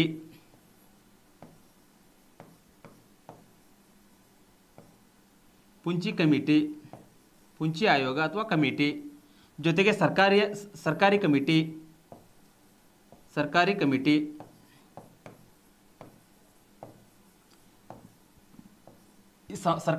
ಇವೆಲ್ಲ ಕಮಿಟಿಗಳೇನದಾವಲ್ಲ, ಈ ಕಮಿಟಿ ಬಗ್ಗೆ, ಇವೆಲ್ಲ ಕಮಿಟಿಗಳ ಬಗ್ಗೆ ಮೇನ್ಸ್ನಲ್ಲಿ ಪ್ರಶ್ನೆಗಳನ್ನು ಕೇಳ್ತಾರೆ ನಿಮಗೆ. ಅದ್ರ ಜೊತೆಗೆ ಪ್ರಿಲಿಮ್ಸ್ನಲ್ಲೂ ಕೇಳ್ತಾರೆ. ಈ ಸೆಂಟ್ರಲ್ ಮತ್ತು ಸ್ಟೇಟ್ಸ್ ಬಗ್ಗೆ ನಿಮಗೆ ಹೇಳೋದಕ್ಕಿಂತ ಮುಂಚೆ ಇವೆಲ್ಲ ಕಮಿಟಿಗಳು ಬರ್ತಾವಂತ ನಿಮ್ಗೆ ಹೇಳಿಬಿಟ್ಟೆ. ಆ ಕಮಿಟಿಗಳ ಬಗ್ಗೆ ನಿಮಗೆ ಎಕ್ಸ್ಪ್ಲನೇಷನ್ ಕೂಡ ಕೊಡ್ತೇನೆ, ಅವುಗಳ ಬಗ್ಗೆ ತಿಳಿಸಿ ಕೂಡ ಹೇಳ್ತೇನೆ ನಿಮಗೆ ನಾನು. ಹಾಗಾದರೆ ಇಲ್ಲಿ ಕೇಂದ್ರ ರಾಜ್ಯ ಸಂಬಂಧಗಳ ಬಗ್ಗೆ ನಮ್ಮ ಭಾರತದ ಸಂವಿಧಾನದಲ್ಲಿ ಏನು ಮಾಡಿದ್ದೇವೆ ಅಂತ ಹೇಳಿದ್ರೆ 11 ಮತ್ತು ಭಾಗ 11 ಮತ್ತು 12ನೇ ಭಾಗದಲ್ಲಿ ಇದ್ರ ಬಗ್ಗೆ ಎಕ್ಸ್ಪ್ಲನೇಷನ್ ಕೊಟ್ಟಿದ್ದೇವೆ ನಾವು. ಕೇಂದ್ರ ಮತ್ತು ರಾಜ್ಯಗಳ ಒಂದು ಸಂಬಂಧದ ಬಗ್ಗೆ ಭಾಗ 11 ಮತ್ತು 12ರಲ್ಲಿ ಏನು ಮಾಡಿದ್ದೇವೆ, ಉಲ್ಲೇಖವನ್ನು ಮಾಡಿದ್ದೇವೆ. ಹಾಗಾದರೆ 245ನೇ ವಿಧಿಯಿಂದ 293ರ ವಿಧಿವರೆಗೂ ಏನಂತ ಹೇಳಿದ್ರೆ ಇವುಗಳ ಬಗ್ಗೆ ನಮ್ಮ ಸಂವಿಧಾನದಲ್ಲಿ ಉಲ್ಲೇಖ ಅದ. 245ರಿಂದ 293 ವಿಧಿಯವರೆಗೂ ಸಹಿತ ಸಂವಿಧಾನದಲ್ಲಿ ಉಲ್ಲೇಖ ಅದ. ಹಾಗಾದರೆ ಇಲ್ಲಿ ಮುಖ್ಯವಾಗಿ ಏನು ಮಾಡಿದೆವು ನಾವಿಲ್ಲಿ, ಸೆಂಟ್ರಲ್ ಮತ್ತು ಸ್ಟೇಟ್ಸ್ ಬಗ್ಗೆ ನಾವು ಮಾತಾಡಬೇಕಾಗಿತ್ತು ಅಂತ ಹೇಳಿದ್ರೆ ಸಂವಿಧಾನದಲ್ಲಿ 3 ವಿಧದಲ್ಲಿ ನಾವು ವರ್ಗೀಕರಣವನ್ನು ಮಾಡ್ತೇವೆ, ಕ್ಲಾಸಿಫಿಕೇಶನ್ ಮಾಡ್ತೇವೆ. 3 ವಿಧದಲ್ಲಿ ಕ್ಲಾಸಿಫಿಕೇಶನ್ ಮಾಡ್ತೇವೆ. ಅದರಲ್ಲಿ ಒಂದು ಶಾಸನೀಯ ಸಂಬಂಧ, ಇನ್ನೊಂದು ಆಡಳಿತಾತ್ಮಕ ಸಂಬಂಧ, ಹಣಕಾಸಿನ ಸಂಬಂಧ. ಒಂದು ಶಾಸನೀಯ ಸಂಬಂಧ, ಆಡಳಿತಾತ್ಮಕ ಸಂಬಂಧ, ಹಣಕಾಸಿನ ಸಂಬಂಧ. ಈ ಮೂರೂ ವಿಷಯಗಳು ಏನದಾವಲ್ರಿ ಇಂಪಾರ್ಟೆಂಟ್ ಆಗ್ತಾವ. ಇವು ನೋಡೋಕೆ ಸಣ್ಣ ಕಂಡ್ರೂ ಸಹಿತ ಒಳಗಡೆ ಇದ್ರ ಒಳಗಡೆ ಅತ್ಯಂತ ಹೆಚ್ಚು ಇನ್ಫಾರ್ಮೇಷನ್ ಅದಾವ, ಭಾಳ ಅಂದ್ರೆ ಭಾಳ ಮಾಹಿತಿಗಳು ಅದಾವ. ಆ ಉದ್ದೇಶಕ್ಕೆ ನೀವೇನು ಮಾಡ್ಬೇಕಂತ ಹೇಳಿದ್ರೆ ಕಾನ್ಸೆಪ್ಟ್ಗಳನ್ನ ತಿಳ್ಕೊಳ್ಳೋದ್ರ ಜೊತೆಗೆ ಅಲ್ಲಿ ಬರ್ತಕ್ಕಂಥ ವಿಷಯಗಳ ಬಗ್ಗೆ ನೀವು ಅತಿ ಹೆಚ್ಚು ಮತ್ತೆ ಓದ್ಬೇಕು. ನೀವು ಇಲ್ಲಿ ಹೇಳ್ಕೊಟ್ಟಿದ್ದ ಫೈನಲ್ ಅಲ್ಲ, ಮತ್ತೆ ನೀವು ಬುಕ್ಸ್ ತೆಗೆದು ಓದ್ಬೇಕು.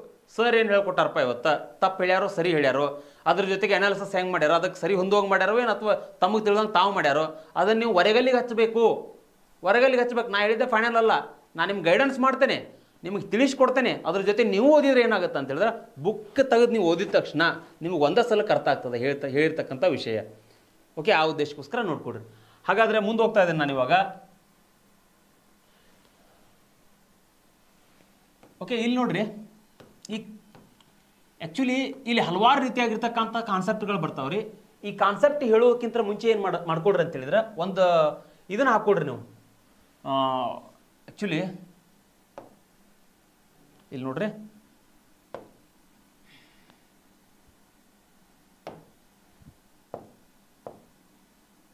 ಓಕೆ, ಇಲ್ಲಿ ಒಂದು ಇನ್ನೊಂದು ಎಕ್ಸ್ಟ್ರಾ ಇನ್ಫಾರ್ಮೇಷನ್ ಹೇಳ್ಕೊಡ್ತಾನೆ ನಿಮಗೆ ನಾನು. ಯಾಕಂತ ಹೇಳಿದ್ರೆ ಇದನ್ನು ಹೇಳ್ಕೊಟ್ರೆ ನಿಮ್ಗೆ ಸೆಂಟ್ರಲ್ ಮತ್ತು ಸ್ಟೇಟ್ಸ್ ಬಗ್ಗೆ ಇನ್ಫಾರ್ಮೇಷನ್ ಜಾಸ್ತಿ ಗೊತ್ತಾಗತ್ತೆ. ಓಕೆ, ಇಲ್ಲಿ ಅರ್ಥ ಮಾಡ್ಕೊಡ್ರಿ. ಒಂದು ಕಡೆ ಫ್ಯಾಕ್ಟರ್ಸ್ ಅಂತೇಳಿ ಹಾಕ್ಕೊಡ್ರಿ, ಫ್ಯಾಕ್ಟರ್ಸ್. ಓಕೆ, ಇನ್ನೊಂದು ಕಡೆ ಫ್ಯಾಕ್ಟರ್ಸ್ ಇಲ್ಲ ಆಯ್ತು, ಇನ್ನೊಂದು ಕಡೆ ಸೆಂಟ್ರಲ್ ಗೌರ್ಮೆಂಟ್ ಅಂತೇಳಿ ಹಾಕೋರಿ, ಇನ್ನೊಂದು ಕಡೆ ಸ್ಟೇಟ್ ಗೌರ್ಮೆಂಟ್ ಅಂತೇಳಿ ಹಾಕೋರಿ. ಓಕೆ, ಇಲ್ಲಿ ಬಂದ್ಬಿಟ್ಟು ಎಕ್ಸಿಕ್ಯೂಟಿವ್ ಅಂತ ಹಾಕೊಡ್ರಿ. ಇಲ್ಲಿ ಎಕ್ಸಿಕ್ಯೂಟಿವ್ ಅಂತ ಹಾಕೊಡ್ರಿ, ಅಂದ್ರೆ ಕಾರ್ಯಾಂಗ ಎಕ್ಸಿಕ್ಯೂಟಿವ್ ಅಂತ ಹಾಕೊಡ್ರಿ. ಇಲ್ಲಿ ಎಕ್ಸಿಕ್ಯೂಟಿವ್ ಸಂಬಂಧಪಟ್ಟಂತೆ ಸೆಂಟ್ರಲ್ ಗೌರ್ಮೆಂಟ್ನಲ್ಲಿ ಪ್ರೆಸಿಡೆಂಟ್ ಏನಾಗಿರ್ತಾನೆ, ಕಾನ್ಸ್ಟಿಟ್ಯೂಷನ್ ಹೆಡ್ ಆಗಿರ್ತಾನೆ. ಇಲ್ಲಿ ಪ್ರೆಸಿಡೆಂಟ್ ಅರ್ಥ ಮಾಡ್ಕೊಡ್ರಿ, ಕಾನ್ಸೆಪ್ಟ್ ಅರ್ಥ ಮಾಡ್ಕೊಡ್ರಿ. ಪ್ರೆಸಿಡೆಂಟ್ ರಾಷ್ಟ್ರಪತಿ ಕಾನ್ಸ್ಟಿಟ್ಯೂಷನ್ ಹೆಡ್ ಆಗಿರ್ತಾನೆ. ಜೊತೆಗೆ ಇಲ್ಲಿ ಕೌನ್ಸಿಲ್ ಆಫ್ ಮೆಂಬರ್ಸ್ ಇರ್ತಾರೆ,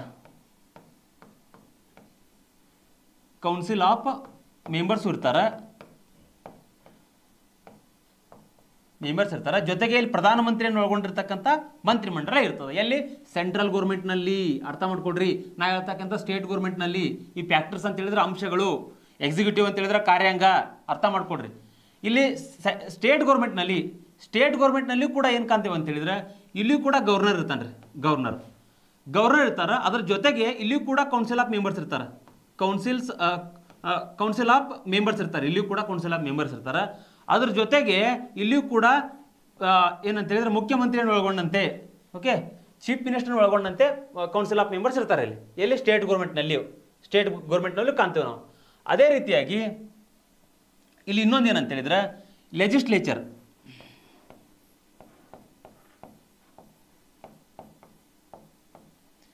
ಲೆಜಿಸ್ಲೇಚರ್ಗೆ ಸಂಬಂಧಪಟ್ಟಂತೆ ಇಲ್ಲೇನು ಕಾಣ್ತೇವೆ ಅಂತ, ಲೆಜಿಸ್ಲೇಚರ್ಗೆ ಸಂಬಂಧಪಟ್ಟಂತೆ ಇಲ್ಲಿ ಏನೆಲ್ಲ ಕಾಣ್ಬೋದು ನಾವು? ಶಾಸಕಾಂಗಕ್ಕೆ ಸಂಬಂಧಪಟ್ಟಂತೆ ಇಲ್ಲಿ ಮುಖ್ಯವಾಗಿ ಏನಂತ ಹೇಳಿದ್ರೆ ಲೋಕಸಭೆಯನ್ನು ಕಾಣ್ತೇವೆ, ರಾಜ್ಯಸಭೆಯನ್ನು ಕಾಣ್ತೇವೆ. ಓಕೆ, ಇಲ್ಲಿಯೂ ಕೂಡ ಸ್ಟೇಟ್ ಲೆಜಿಸ್ಲೇಚರನ್ನು ಕಾಣ್ತೇವೆ ಮತ್ತು ವಿಧಾನ ಪರಿಷತ್ತನ್ನು ಕಾಣ್ತೇವೆ ನಾವು. ಓಕೆ, ವಿಧಾನ ಪರಿಷತ್ತನ್ನು ಕಾಣ್ತೇವೆ ನಾವು ಇಲ್ಲಿ ಸೇಮ್. ಅಂದರೆ ಇಲ್ಲಿ ಏನಂತ ಹೇಳಿದ್ರೆ ವಿಧಾನ ಪರಿಷತ್ತು 6 ಅಂದರೆ 6 ಒಂದು ರಾಜ್ಯಗಳಲ್ಲಿ ಅದಾವೆ, 6 ಸ್ಟೇಟ್ಸ್ನಲ್ಲಿ ಅದಾವೆ, ಮಿಕ್ಕಿ ಸ್ಟೇಟ್ಸ್ನಲ್ಲಿ ಇಲ್ಲ. ಎಲ್ಲೆಲ್ಲಿ ಅದಾವೆ ಅಂತೇಳಿ ಹೇಳಿದ್ದೇನೆ ನಿಮಗೆ ನಾನು. ಓಕೆ, ಹಾಗಾದ್ರೆ ಇಲ್ಲಿ ಈ ರೀತಿ ವ್ಯವಸ್ಥೆ ಕಾಣ್ತೇವೆ ನಾವು. ಓಕೆ, ಸೇಮ್ ಆದಾಗ ಆಗೈತಿ ಎರಡು. ಆದರೆ ಇಲ್ಲಿ ಫೈನಾನ್ಷಿಯಲ್ ಒಂದು ಪವರಿಗೆ ಸಂಬಂಧಪಟ್ಟಂತೆ ಫೈನಾನ್ಷಿಯಲ್ ಪವರಿಗೆ ಸಂಬಂಧಪಟ್ಟಂತೆ ಎರಡೂ ಕೂಡ ಸಪ್ರೇಟ್ ಆಗಿರ್ತಕ್ಕಂಥ ಪವರ್ ಹೊಂದಿದಾವೆ. ಇದು ಸಪ್ರೇಟ್ ಹೊಂದೈತಿ, ಇದು ಸಪ್ರೇಟ್ ಹೊಂದೈತಿ. ಸ್ಟೇಟ್ ಗೌರ್ಮೆಂಟ್ ಆಯ್ತು, ಸೆಂಟ್ರಲ್ ಗೌರ್ಮೆಂಟ್ ಆಯ್ತು. ಅದ್ರ ಜೊತೆಗೆ ಇನ್ನೂ ಒಂದು ಏನಂತ ಹೇಳಿದ್ರೆ ಸೆವೆಂತ್ ಶೆಡ್ಯೂಲ್ನಲ್ಲಿ ಏನು ಮಾಡಿದೇವೆ ಅಂತ ಹೇಳಿದ್ರೆ ನಾವು ಸೆವೆಂತ್ ಶೆಡ್ಯೂಲ್ ಇಲ್ಲಿ ಸೆಂಟ್ರಲ್ ಗೌರ್ಮೆಂಟ್ನಲ್ಲಿ ಏನು ಮಾಡಿದ್ದೇವೆ ನಾವು?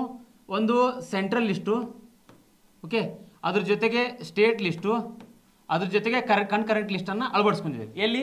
ಸೆಂಟ್ರಲ್ ಗೌರ್ಮೆಂಟ್ನಲ್ಲಿ. ಆಮೇಲೆ ಸ್ಟೇಟ್ ಗೌರ್ಮೆಂಟ್ನಲ್ಲಿ ಬಂದರೆ ಕೇವಲ ಇಲ್ಲಿ ಏನದ ಅಂತ ಹೇಳಿದ್ರೆ ಸ್ಟೇಟ್ ಲಿಸ್ಟು ಜೊತೆಗೆ ರಾಜ್ಯಪಟ್ಟಿ, ಸ್ಟೇಟ್ ಲಿಸ್ಟು, ಅದ್ರ ಜೊತೆಗೆ ಕನ್ಕರೆಂಟ್ ಲಿಸ್ಟು, ಇವೆರಡರ ಮೇಲೆ ಮಾತ್ರ ಅಧಿಕಾರ ಚಲಾಯಿಸಬಹುದು ಸ್ಟೇಟ್ ಗೌರ್ಮೆಂಟು. ಅದಾದಮೇಲೆ ಇಲ್ಲಿ ಎರಡೂ ಆಯ್ತು, ಸೆಂಟ್ರಲ್ ಗೌರ್ಮೆಂಟ್ ಆಯ್ತು, ಸ್ಟೇಟ್ ಗೌರ್ಮೆಂಟು ಆಯ್ತು. ಅದ್ರ ಜೊತೆಗೆ ಇನ್ನೂ ಏನಂತ ಹೇಳಿದ್ರೆ ಇಲ್ಲಿ ಜುಡಿಷಿಯಲ್ಗೆ ಸಂಬಂಧಪಟ್ಟಂತೆ, ನ್ಯಾಯಾಂಗಕ್ಕೆ ಸಂಬಂಧಪಟ್ಟಂತೆ ಜುಡಿಷಿಯಲ್ ಜುಡಿಷಿಯಲ್ ಸಂಬಂಧಪಟ್ಟಂತೆ ಸೆಂಟ್ರಲ್ ಗೌರ್ಮೆಂಟು ಆಗಿರ್ಬೋದು, ಸ್ಟೇಟ್ ಗೌರ್ಮೆಂಟು ಆಗಿರ್ಬೋದು, ಇಲ್ಲಿ ಯಾವುದೇ ರೀತಿಯಾಗಿ ನಾವು ಡಿವೈಡ್ ಮಾಡಿಲ್ಲ ಈ ಅಂಶ ಏನದಲ್ರಿ ನೋಟ್ ಡೌನ್ ಮಾಡ್ಕೊಂಬಿಡ್ರಿ. ಭಾಳ ಅಂದ್ರೆ ಭಾಳ ಯೂಸ್ ಆಗ್ತದೆ ನಿಮ್ಗೆ.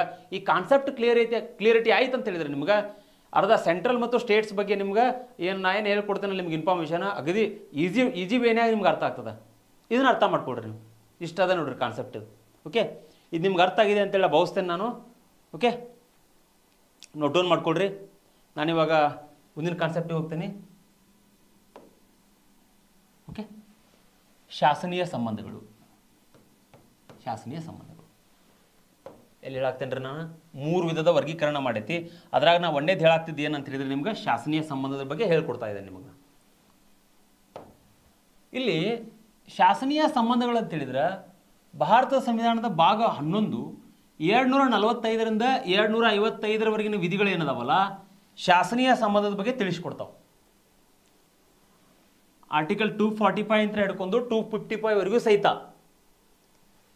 ಕೇಂದ್ರ ಮತ್ತು ರಾಜ್ಯಗಳ ನಡುವೆ ಇರ್ತಕ್ಕಂತಹ ಒಂದು ಲೆಜಿಸ್ಲೇಚರ್ ರಿಲೇಷನ್ಸ್ ಬಗ್ಗೆ ಹೇಳ್ಕೊಡ್ತಾವೆ ನಿಮಗೆ. ಹಾಗಾದರೆ ಈ ಶಾಸನೀಯ ಸಂಬಂಧದಲ್ಲಿ ಒಂದೇ ಪಾಯಿಂಟ್ ಏನು, ಒಂದೇದು ನೆನ್ಪಿಟ್ಕೊಡ್ರಿ. ಫಸ್ಟ್ ಒಂದು ಏನಂತ ಹೇಳಿದ್ರೆ ಕೇಂದ್ರ ಸರ್ಕಾರ ಕೇಂದ್ರ ಸಂಸತ್ತು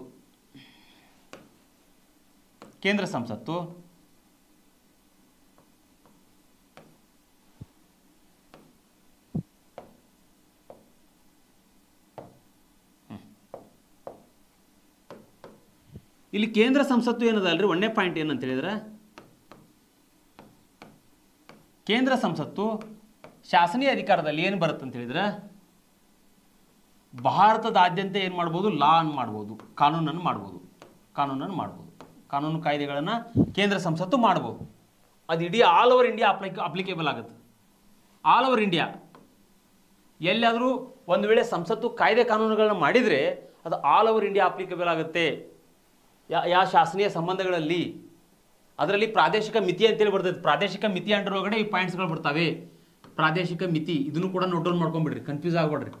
ಪ್ರಾದೇಶಿಕ ಮಿತಿ ಅಂತೇಳಿ ಈ ಪಾಯಿಂಟ್ ಅಂಡರ್ ಒಳಗಡೆ ಏನು ಬರುತ್ತೆ ಅಂತ ಹೇಳಿದ್ರೆ ಸಂಸತ್ತು ಆಲ್ ಓವರ್ ಇಂಡಿಯಾ ಎಲ್ಲಾದರೂ ಕಾಯ್ದೆ ಕಾನೂನುಗಳನ್ನ ಮಾಡ್ಬೋದು. ಓಕೆ, ಅದನ್ನು ಪ್ರತಿಯೊಂದು ರಾಜ್ಯ ಕೂಡ ಪಾಲಿಸ್ಬೇಕು. ಪ್ರತಿಯೊಂದು ರಾಜ್ಯ ಕೂಡ ಅದಕ್ಕೆ ಒಳಪಟ್ಟಿರ್ತದ ಒಂದು ಅಂಶ. ಇನ್ನು ಎರಡನೇದು ಏನಂತ ಹೇಳಿದ್ರೆ ಪ್ರಾದೇಶಿಕ ಮಿತಿಯೊಳಗಡೆ ಎರಡನೇದು ಸ್ಟೇಟ್ ಗೌರ್ಮೆಂಟ್ ಏನು ಬರುತ್ತಲ್ರಿ ರಾಜ್ಯ ಶಾಸಕಾಂಗ, ಇದು ಕೂಡ ತನ್ನ ವ್ಯಾಪ್ತಿಯಲ್ಲಿ ಕಾಯ್ದೆ ಕಾನೂನುಗಳನ್ನ ಮಾಡ್ಬೋದು. ತನ್ನ ವ್ಯಾಪ್ತಿಯೊಳಗಡೆ ಕಾಯ್ದೆ ಕಾನೂನುಗಳನ್ನು ಮಾಡ್ಬೋದು. ಫಾರ್ ಎಕ್ಸಾಂಪಲ್ ಇಂಡಿಯಾ ಅಂತ ತಿಳ್ಕೊಡ್ರಿ. ಓಕೆ, ಇಲ್ಲಿ ಕರ್ನಾಟಕ ಅದ ಅಂತ ತಿಳ್ಕೊಡ್ರಿ. ಕರ್ನಾಟಕ ಅದ ಅಂತ ತಿಳ್ಕೊಡ್ರಿ. ಕರ್ನಾಟಕ ಇದ್ದಾಗ ಈ ಕಡೆಲ್ಲ ತಮಿಳುನಾಡು, ಆಂಧ್ರ ಪ್ರದೇಶ ಎಲ್ಲ ಬರ್ತಾವೆ ಇಲ್ಲಿ. ಓಕೆ, ಪ್ರಾದೇಶಿಕ ಮಿತಿಯೊಳಗಡೆ ಕರ್ನಾಟಕ ಒಂದು ವೇಳೆ ಕಾಯ್ದೆ ಮಾಡ್ತಂತ ತಿಳ್ಕೊಡ್ರಿ. ಫಾರ್ ಎಕ್ಸಾಂಪಲ್ ಗೋಹತ್ಯೆ ನಿಷೇಧ ಕಾಯ್ದೆ ಅಂತ ತಿಳ್ಕೊಡ್ರಿ. ಗೋಹತ್ಯೆ ಕಾಯ್ದೆ ಈ ಕರ್ನಾಟಕ ಏನಾದ್ರು ತನ್ನ ಪ್ರಾದೇಶಿಕ ಮಿತಿಯೊಳಗಡೆ ಕಾಯ್ದೆ ಮಾಡ್ತಂತ ಹೇಳಿದ್ರೆ ಇಲ್ಲಿ ಆಂಧ್ರ ಪ್ರದೇಶಕ್ಕೆ ಏನು ಅಪ್ಲಿಕೇಬಲ್ ಆಗೋದಿಲ್ಲ. ಆಂಧ್ರ ಪ್ರದೇಶಕ್ಕೂ ಅಪ್ಲಿಕೇಬಲ್ ಆಗೋಲ್ಲ, ತಮಿಳುನಾಡಿಗೂ ಅಪ್ಲಿಕೇಬಲ್ ಆಗೋಲ್ಲ, ಕೇರಳಕ್ಕೂ ಅಪ್ಲಿಕೇಬಲ್ ಆಗೋಲ್ಲ, ಭಾರತದಲ್ಲಿರ್ತಕ್ಕಂಥ ಯಾವುದೇ ರಾಜ್ಯಕ್ಕೂ ಅಪ್ಲಿಕೇಬಲ್ ಆಗೋಲ್ಲ. ಕೇವಲ ಕರ್ನಾಟಕಕ್ಕೆ ಮಾತ್ರ ಅಪ್ಲಿಕೇಬಲ್ ಆಗುತ್ತೆ ಪ್ರಾದೇಶಿಕ ಮಿತಿಯೊಳಗಡೆ. ಆದರೆ ಸಂಸತ್ತು ಏನಾದ್ರು ಕಾಯ್ದೆ ಮಾಡ್ತಂತ ಹೇಳಿದ್ರೆ ಆಲ್ ಓವರ್ ಇಂಡಿಯಾ ಅಪ್ಲಿಕೇಬಲ್ ಆಗುತ್ತೆ. ಓಕೆ, ಇದು ಕೂಡ ನಿಮ್ಗೆ ಅರ್ಥ ಆಗಿದೆ ಅಂತೇಳಿ ನಾನು ಭಾವಿಸ್ತೀನಿ. ಅದ್ರ ಜೊತೆಗೆ ಎಕ್ಸೆಪ್ಷನ್ ಪಾರ್ಟ್ ಅದ, ಅದನ್ನು ಕೂಡ ಹೇಳ್ಕೊಡ್ಬೇಕು ನಿಮಗೆ. ಎಕ್ಸೆಪ್ಷನ್ ಪಾರ್ಟ್ ಅದ, ಇದನ್ನೊಂಚೂರು ನೋಟ್ ಡೌನ್ ಮಾಡ್ಕೊಡ್ರಿ, ತಿಳಿಸ್ಕೊಡ್ತೇನೆ ನಿಮಗೆ ನಾನು.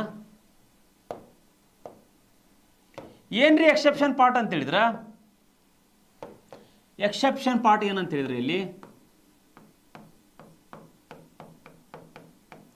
ನಮ್ಮಲ್ಲಿ ಮುಖ್ಯವಾಗಿ ಯೂನಿಯನ್ ಟೆರಿಟರಿ ಅಂತೇಳಿ ಕರಿತೀವಿ ನಾವು. ಯೂನಿಯನ್ ಟೆರಿಟರಿ ಕೇಂದ್ರಾಡಳಿತ ಪ್ರದೇಶಗಳು, ಅದರಲ್ಲಿ ಅಂಡಮಾನ್ ನಿಕೋಬಾರ್ ಆಗಿರ್ಬೋದು, ಓಕೆ, ಲಕ್ಷದ್ವೀಪ ಆಗಿರ್ಬೋದು, ಡಿಯು ಮತ್ತು ದಮನ್ ಆಗಿರ್ಬೋದು.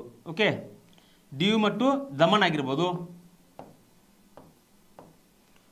ಅಂಡಮಾನ್ ನಿಕೋಬಾರು, ಲಕ್ಷದ್ವೀಪ, ಡಿಯು ಮತ್ತು ದಮನ್ನು, ದಾದ್ರಾ ಮತ್ತು ನಗರ್ ಹವೇಲಿ. ಓಕೆ,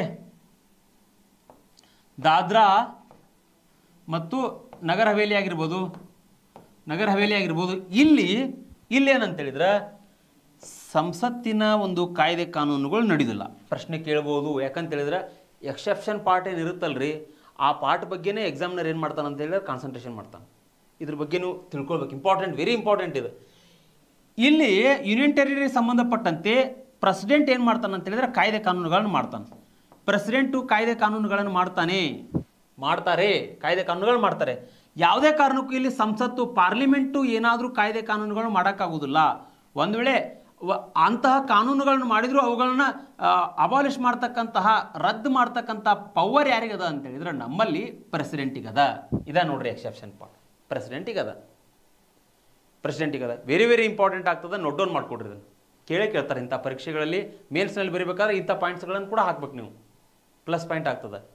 ಓಕೆ, ಇದು ಕೂಡ ಅರ್ಥ ಆಯ್ತು ಅಂತೇಳಿ ಭಾವಿಸ್ಕೋತೇನೆ ನಾನು. ಇವಾಗ ನೆಕ್ಸ್ಟ್ ಕಾನ್ಸೆಪ್ಟು ಕೇಂದ್ರ ರಾಜ್ಯಗಳ ನಡುವಿನ ಒಂದು ಶಾಸನೀಯ ಸಂಬಂಧ. ಶಾಸನೀಯ ಸಂಬಂಧದ ಬಗ್ಗೆ ಹೇಳ್ಬೇಕಂತೇಳಿದ್ರೆ ಒಂದು ಶಾಸನೀಯ ಅಧಿಕಾರಿಗಳ ವಿಭಜನೆ ಅಂತೇಳಿ ಬರ್ತದೆ. ಇನ್ನೊಂದು ರಾಜ್ಯ ಪಟ್ಟಿಯಲ್ಲಿ, ಓಕೆ, ರಾಜ್ಯ ಪಟ್ಟಿಯಲ್ಲಿರ್ತಕ್ಕಂಥ ವಿಷಯಗಳಿಗೆ ಶಾಸನ ರೂಪಿಸ್ತಕ್ಕಂಥ ಅಧಿಕಾರ ಕೇಂದ್ರಕ್ಕದ. ರಾಜ್ಯದ ಒಂದು ಶಾಸನಗಳ ಮೇಲೆ ಕೇಂದ್ರ ಕೂಡ ತನ್ನ ಕಂಟ್ರೋಲ್ ಮಾಡ್ಬೋದು. ಎಲ್ಲಿ ಕಾಣ್ತೇವೆ ನಾವು? ಶಾಸನೀಯ ಅಧಿಕಾರಗಳ ವಿಭಜನೆಯಲ್ಲಿ ಕಾಣ್ತೇವೆ ನಾವು. ಓಕೆ, ಶಾಸನೀಯ ಅಧಿಕಾರದ ಕೇಂದ್ರ ರಾಜ್ಯಗಳ ನಡುವೆ ಶಾಸನಾತ್ಮಕ ಸಂಬಂಧಗಳಲ್ಲಿ ಶಾಸನೀಯ ಅಧಿಕಾರಿಗಳ ವಿಭಜನೆ ಒಂದು. ರಾಜ್ಯ ಪಟ್ಟಿಯಲ್ಲಿರ್ತಕ್ಕಂಥ ವಿಷಯಗಳ ಮೇಲೆ ಲಾ ಮಾಡ್ತಕ್ಕಂಥ ಅಧಿಕಾರ ಕೇಂದ್ರಕ್ಕದ. ಅದೇ ರೀತಿಯಾಗಿ ರಾಜ್ಯದ ಒಂದು ರಾಜ್ಯ ಶಾಸನಗಳ ಮೇಲೂ ಸಹಿತ ಲಾ ಮಾಡ್ತಕ್ಕಂಥ ಅಧಿಕಾರ, ಅದನ್ನು ಕಂಟ್ರೋಲ್ ಮಾಡ್ತಕ್ಕಂಥ ಅಧಿಕಾರ ಕೇಂದ್ರಕ್ಕದ. ಓಕೆ, ಹಾಗಾದ್ರೆ ಒಂದೊಂದಾಗಿ ನಾವು ಅರ್ಥ ಮಾಡ್ಕೊಳ್ತಾ ಹೋಗೋಣ. ಓಕೆ, ಶಾಸನೀಯ ಅಧಿಕಾರದಲ್ಲಿ ಈಗಾಗಲೇ ನಾನು ಪ್ರಾದೇಶಿಕ ಮಿತಿ ಬಗ್ಗೆ ಹೇಳ್ಕೊಟ್ಟೆ. ಪ್ರಾದೇಶಿಕ ಮಿತಿ ಅದ್ರ ಬಗ್ಗೆ ಅರ್ಥ ಮಾಡ್ಕೊಡ್ರಿ ನೀವು. ಪ್ರಾದೇಶಿಕ ಮಿತಿ ಏನ್ರಿ? ಪ್ರಾದೇಶಿಕ ಮಿತಿ ಅದ್ರ ಬಗ್ಗೆ ಎಲ್ಲ ಡಿಟೇಲ್ ಆಗಿ ಹೇಳ್ಕೊಟ್ಟೆ ನಿಮಗೆ. ನಾನು ಅರ್ಥ ಮಾಡ್ಕೊಂಡಿದ್ರೆ ಅಂತೇಳಿ ಭಾವಿಸ್ತೇನೆ. ಈಗ ಒಂದು ಶಾಸನೀಯ ಅಧಿಕಾರಿಗಳ ವಿಭಜನೆ ಮಾಡಿದಾಗ, ಡಿವೈಡ್ ಮಾಡಿದಾಗ ಯಾವ ರೀತಿ ಮಾಡ್ತೇವ್ರಿ ನಾವು? ಯಾವ ರೀತಿ ಮಾಡ್ತೇವೆ ಅಂತ ಹೇಳಿದ್ರೆ ಈಗಾಗಲೇ ನಾನು ಫೆಡ್ರಲಲ್ಲಿ ಹೇಳ್ಕೊಟ್ಟೆ ನಿಮ್ಗೆ. State list, concurrent list, state list, central list, state list, concurrent list, ಮೂರು ರೀತಿಯಾಗಿರ್ತಕ್ಕಂಥ ಪಟ್ಟಿಗಳ ಬಗ್ಗೆ ಹೇಳ್ಕೊಟ್ಟೆ ನಿಮಗೆ ನಾನು. ಅದೇ ಪಟ್ಟಿ ಇಲ್ಲಿ ಶಾಸನಾತ್ಮಕದಲ್ಲಿಯೂ ಬರ್ತದೆ, ಅಷ್ಟೇ, ಬೇರೆ ಏನೂ ಇಲ್ಲ. ಇಲ್ಲಿ ಕೇಂದ್ರ ಪಟ್ಟಿ ಅಂದ ತಕ್ಷಣ 100 ವಿಷಯಗಳದಾವ್ರಿ ಕೇಂದ್ರ ಪಟ್ಟಿಯಲ್ಲಿ. ಕೇಂದ್ರ ಪಟ್ಟಿಯಲ್ಲಿ ಸೆಂಟ್ರಲ್ ಗೌರ್ಮೆಂಟ್ ಏನು ಮಾಡುತ್ತಾ? ಲಾ ಮಾಡ್ತದ. ಕಾನೂನುಗಳನ್ನು ಮಾಡ್ತಕ್ಕಂಥ ಕೆಲಸ ಸೆಂಟ್ರಲ್ ಗೌರ್ಮೆಂಟಿಗೆ ಸಂಬಂಧಪಟ್ಟಿರ್ತದೆ. ಎಲ್ಲಿ? ಕೇಂದ್ರ ಪಟ್ಟಿಯಲ್ಲಿ. ಫಾರ್ ಎಕ್ಸಾಂಪಲ್ ಏನಂತ ಹೇಳಿದ್ರೆ ಇಲ್ಲಿ ರಕ್ಷಣೆ ಆಗಿರ್ಬೋದು,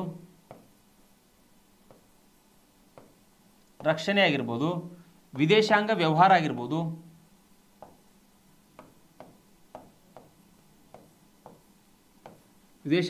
ಆಗಿರ್ಬೋದು, ಗಣಿಗಾರಿಕೆ ಆಗಿರ್ಬೋದು, ಅಂಚೆ ಮತ್ತು ತಂತಿ ಆಗಿರ್ಬೋದು. ಅದೇ ರೀತಿಯಾಗಿ ಸುಪ್ರೀಂ ಕೋರ್ಟ್ ಮತ್ತು ಹೈಕೋರ್ಟಿನ ಒಂದು ರಚನೆಗೆ ಸಂಬಂಧಪಟ್ಟಂತೆ ಆಗಿರ್ಬೋದು. ಸುಪ್ರೀಂ ಕೋರ್ಟ್ ಮತ್ತು ಹೈಕೋರ್ಟ್ನ ರಚನೆಗೆ ಸಂಬಂಧಪಟ್ಟಂತೆ ಆಗಿರ್ಬೋದು. ಜೊತೆಗೆ UPSC ಆಗಿರ್ಬೋದು, UPSCಗೆ ಸಂಬಂಧಪಟ್ಟಂತೆ ಆಗಿರ್ಬೋದು. ಇನ್ನೂ ಹಲವಾರು ವಿಷಯಗಳದಾವೆ. ಅಂದರೆ 100 ವಿಷಯಗಳದಾವೆ ಇಲ್ಲಿ ಕೇಂದ್ರ ಪಟ್ಟಿ ಒಳಗಡೆ. ಈ 100 ವಿಷಯಗಳಿಗೆ ಸಂಬಂಧಪಟ್ಟಂತೆ ಯಾರು ಮಾಡ್ತಾರ್ರಿ ಕಾನೂನು ಕಾಯ್ದೆಗಳ ಮೇಲೆ? ಕೇಂದ್ರ ಸರ್ಕಾರ ಮಾಡ್ತದೆ, ಸೆಂಟ್ರಲ್ ಗೌರ್ಮೆಂಟ್ ಮಾಡ್ತದೆ. ಈ ಕೇಂದ್ರ ಪಟ್ಟಿಗೆ ಸಂಬಂಧಪಟ್ಟಂತೆ ಸ್ಟೇಟ್ ಗೌರ್ಮೆಂಟು ನಡು ಬರುವಂಗಿಲ್ರಿ ಇಲ್ಲಿ. ಅದರ ಅಧಿಕಾರ ವ್ಯಾಪ್ತಿ ಅಲ್ಲ ಅದು. ಅದರ ಅಧಿಕಾರ ವ್ಯಾಪ್ತಿ ಅಲ್ಲ, ಕೇವಲ ಸೆಂಟ್ರಲ್ ಗೌರ್ಮೆಂಟ್ ಮಾತ್ರ ಮಾಡ್ತದೆ ಈ ವಿಷಯಗಳಿಗೆ ಸಂಬಂಧಪಟ್ಟಂತೆ ಕಾನೂನು ಕಾಯ್ದೆಗಳನ್ನು. ಓಕೆ, ಇದನ್ನು ಅರ್ಥ ಮಾಡ್ಕೊಂಡ್ರೆ ಅಂತೇಳಿ ನಾನು ಭಾವಿಸ್ಕೋತೇನೆ. ಇವಾಗ ನೆಕ್ಸ್ಟ್ ಬರ್ತಕ್ಕಂಥದ್ದು ಏನಂದ್ರೆ ಇದರಲ್ಲೇ ರಾಜ್ಯ ಪಟ್ಟಿ ಬರ್ತದೆ ರೀ. ರಾಜ್ಯ ಪಟ್ಟಿ ಆ್ಯಕ್ಚುಲಿ ಒಂದು ಅರ್ಥ ಮಾಡ್ಕೊಡ್ರಿ, ಈ ರಾಜ್ಯ ಪಟ್ಟಿ ಅಂತ ಹೇಳಿದ್ರೆ ಒಂದು ಸ್ಟೇಟ್ ಗೌರ್ಮೆಂಟ್ ಅಂತ ತಿಳ್ಕೊಡ್ರಿ. ಸ್ಟೇಟ್ ಗೌರ್ಮೆಂಟ್ ಏನು ಮಾಡುತ್ತೆ ಅಂತ ಹೇಳಿದ್ರೆ ಸ್ಟೇಟ್ ಲಿಸ್ಟಿಗೆ ಸಂಬಂಧಪಟ್ಟಂತೆ ಲಾಗಳನ್ನು ಮಾಡ್ತದ, ಕಾನೂನುಗಳನ್ನು ಮಾಡ್ತದ. ಕಾನೂನು ಕಾಯ್ದೆಗಳನ್ನು ರೂಪಿಸ್ತಕ್ಕಂಥ ಅಧಿಕಾರ ಸ್ಟೇಟ್ ಗೌರ್ಮೆಂಟಿಗೆ ಅದ. ಒಪ್ಕೊಳ್ಳೋಣ, ಅದನ್ನು ನೀವು ಒಪ್ಕೊಳ್ರಿ. ಹಾಗಾದರೆ ಇಲ್ಲಿ ಒಂದು ಅರ್ಥ ಮಾಡ್ಕೊಳ್ರಿ, ಆ ರಾಜ್ಯ ಪಟ್ಟಿಯಲ್ಲಿ ಬರ್ತಕ್ಕಂಥ ವಿಷಯಗಳ ಬಗ್ಗೆ ಕೂಡ ಹೇಳ್ತೀನಿ.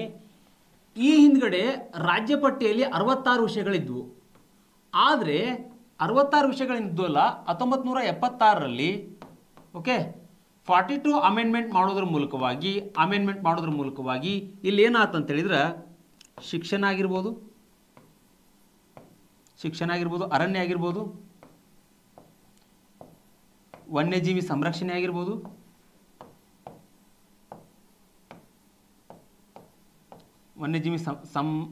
ಸಂರಕ್ಷಣೆ ಆಗಿರ್ಬೋದು, ಜೊತೆಗೆ ಅಳತೆ ಮತ್ತು ತೂಕ ಆಗಿರ್ಬೋದು,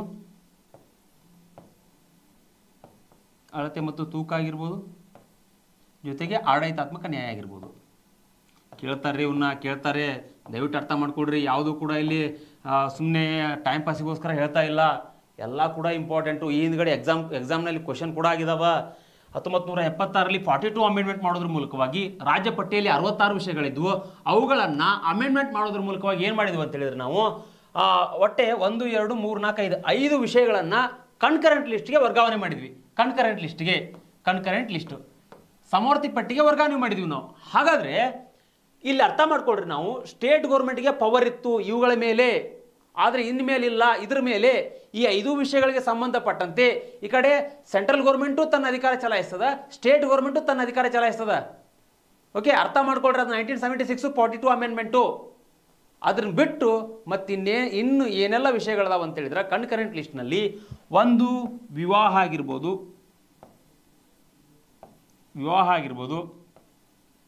ವಿಚ್ಛೇದನ ಆಗಿರ್ಬೋದು, ವಿವಾಹ ವಿಚ್ಛೇದನ, ಅದ್ರ ಜೊತೆಗೆ CRPC ಕ್ರಿಮಿನಲ್ ಪ್ರೊಸೀಜರ್ ಕೋಡು. ಈ ರೀತಿ ಕೆಲವೊಂದಿಷ್ಟು ವಿಚಾರಗಳನ್ನು ಎಲ್ಲಿ ಕಾಣ್ತೇವೆ ಅಂತ ಹೇಳಿದ್ರೆ ನಾವು ಕೆಲವೊಂದಿಷ್ಟು ವಿಚಾರಗಳನ್ನು ಕನ್ಕರೆಂಟ್ ಲಿಸ್ಟ್ನಲ್ಲಿ ಕಾಣ್ತೇವೆ. ಸ್ಟೇಟ್ ಲಿಸ್ಟ್ನಲ್ಲಿ ಇಲ್ಲ. ಇಲ್ಲಿ ಯಾಕೆ ನಾ ಈಗ ಪ್ರೆಸೆಂಟ್ ನಾನು ಸ್ಟೇಟ್ ಲಿಸ್ಟ್ ಹೇಳಬೇಕಾದ್ರೆ ಕನ್ಕರೆಂಟ್ ಲಿಸ್ಟನ್ನು ನಿಮಗೆ ಯಾಕೆ ಕಂಪೇರ್ ಮಾಡಿ ಹೇಳ್ತಾ ಇದ್ದೇನೆ ಅಂತ ಹೇಳಿದ್ರೆ ಬೇಗ ಅರ್ಥ ಆಗುತ್ತೆ ಅಂತೇಳಿ. ಕನ್ಕರೆಂಟ್ ಲಿಸ್ಟ್ನಲ್ಲಿ ಒಂದು ಅರ್ಥ ಮಾಡ್ಕೊಳ್ರಿ, ಈ ಹಿಂದ್ಗಡೆ 1976, 72, 76, 42 ಅಮೆಂಡ್ಮೆಂಟ್ ಮಾಡೋದ್ರ ಮೂಲಕವಾಗಿ 5 ವಿಷಯಗಳನ್ನ ಅಲ್ಲಿ ಹಾಕಿದ್ರು.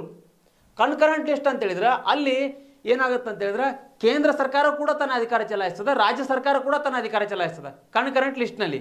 ಓಕೆ, ಈ 5 ವಿಷಯಗಳನ್ನು ಬಿಟ್ಟು ಓಕೆ ಸುಮಾರು ವಿವಾಹ ಆಗಿರ್ಬೋದು, ವಿಚ್ಛೇದನ, ಡೈವರ್ಸ್ ಆಗಿರ್ಬೋದು, CRPC ಸಂಬಂಧಪಟ್ಟಿರ್ತಕ್ಕಂಥ ಪ್ರಕ್ರಿಯಾ ಸಂಹಿತೆಗಳಾಗಿರ್ಬೋದು, ದಂಡ ಪ್ರಕ್ರಿಯಾ ಸಂಹಿತೆಗಳಾಗಿರ್ಬೋದು, ಎಲ್ಲ ವಿಚಾರಗಳನ್ನು ಎಲ್ಲಿ ಅಂತ ಹೇಳಿದ್ರೆ ಇಲ್ಲಿ ಕನ್ಕರೆಂಟ್ ಲಿಸ್ಟ್ ಕೂಡ ಒಳಗೊಂಡದ.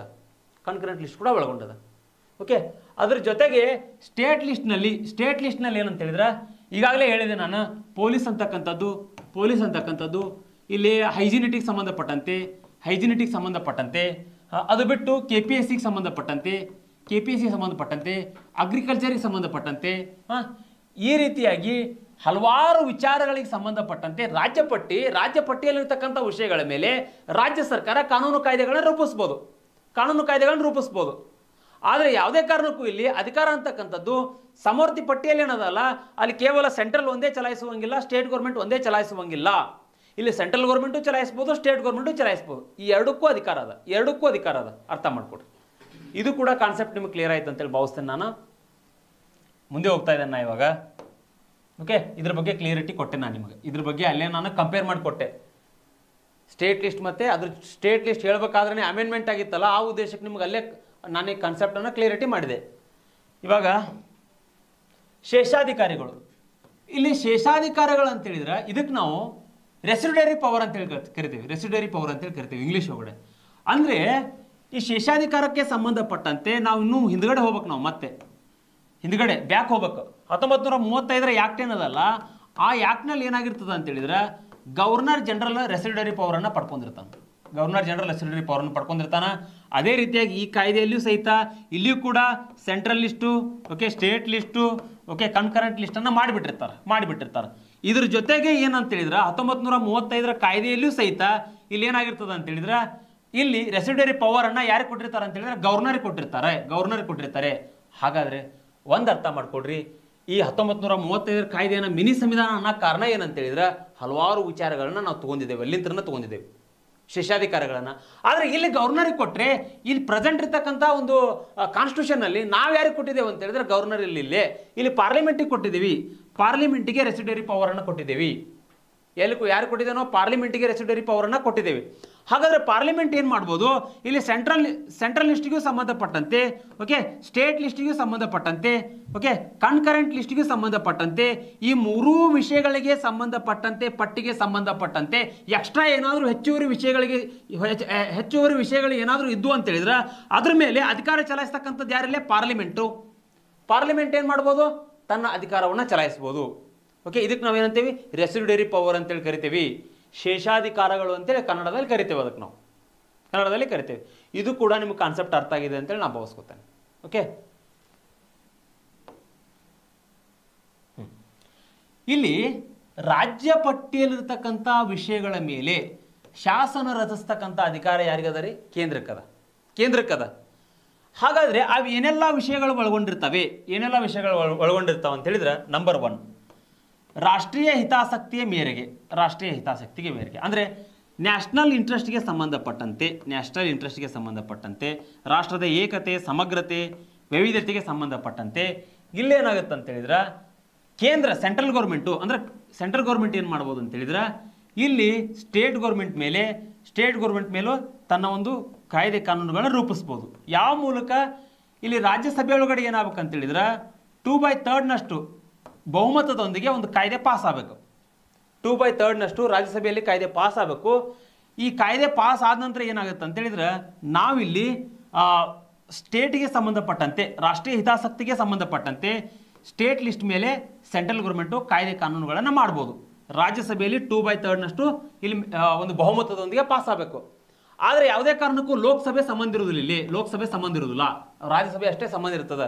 ಇಂಥ ಕೀ ಪಾಯಿಂಟ್ಸ್ಗಳನ್ನ ಆಯ್ಕೆ ಮಾಡ್ಕೋತಾರೆ ಎಕ್ಸಾಮಿನರ್ಸ್, ಕ್ವಶನ್ ಪೇಪರ್ ತೆಗಿಯೋರು. ಲೋಕಸಭೆ ಅಂತ ಕೊಟ್ಬಿಡ್ತಾರೆ. ಈ ಕೆಳಗಿನವುಗಳಲ್ಲಿ ಯಾವ ಹೇಳಿಕೆ ಯಾವುದು ಸರಿಯಾಗಿದೆ ಅಂತೇಳಿ ಕೊಟ್ಬಿಡ್ತಾರೆ.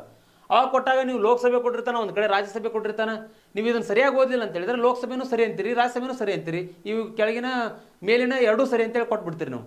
ಅವಾಗೇನಾಗುತ್ತೆ, ಅಲ್ಲಿ ಕೂಡ ನೀವು ಬಿದ್ದು ಹೋಗ್ತೀರಿ, ಅಲ್ಲಿ ಕೂಡ ಮಾರ್ಕ್ಸ್ ಕಳ್ಕೊತೀರಿ ಅಲ್ರಿ. ಅಂದರೆ ಇಲ್ಲಿ ರಾಷ್ಟ್ರೀಯ ಹಿತಾಸಕ್ತಿಗೆ ಸಂಬಂಧಪಟ್ಟಂತೆ ಇಲ್ಲೇನು ಮಾಡ್ಬೋದು, ಸೆಂಟ್ರಲ್ ಗೌರ್ಮೆಂಟು ಸ್ಟೇಟ್ ಲಿಸ್ಟ್ಗೆ ಕಾಯ್ದೆ ಕಾನೂನುಗಳನ್ನ ರೂಪಿಸ್ಬೋದು. ಅದಕ್ಕೊಂದು ಪ್ರೊಸೀಜರ್ ಅದ. ಏನಂತ ಹೇಳಿದ್ರೆ ಇಲ್ಲಿ ರಾಜ್ಯಸಭೆಯಲ್ಲಿ 2/3 ಬಹುಮತದೊಂದಿಗೆ ಒಂದು ಬಿಲ್ ಪಾಸ್ ಆಗಬೇಕು, ಮಸೂದೆ ಪಾಸ್ ಆಗಬೇಕು. ಅದ್ರ ವ್ಯಾಲಿಡಿಟಿ ಬಂದ್ಬಿಟ್ಟು 1 ಇಯರ್ ಇರ್ತದೆ. ಮತ್ತೆ ಎಕ್ಸ್ಟೆಂಡ್ ಮಾಡ್ಬೇಕಂತ ಹೇಳಿದ್ರೆ ಇಲ್ಲಿ ಮತ್ತೆ ಏನು ಮಾಡಬೇಕು, ರಾಜ್ಯಸಭೆ ಏನು ಮಾಡ್ಬೇಕಂತ ಹೇಳಿದ್ರೆ 2/3 ಮತ್ತೆ ಮೆಜಾರಿಟಿ ಕೊಡ್ಬೇಕು.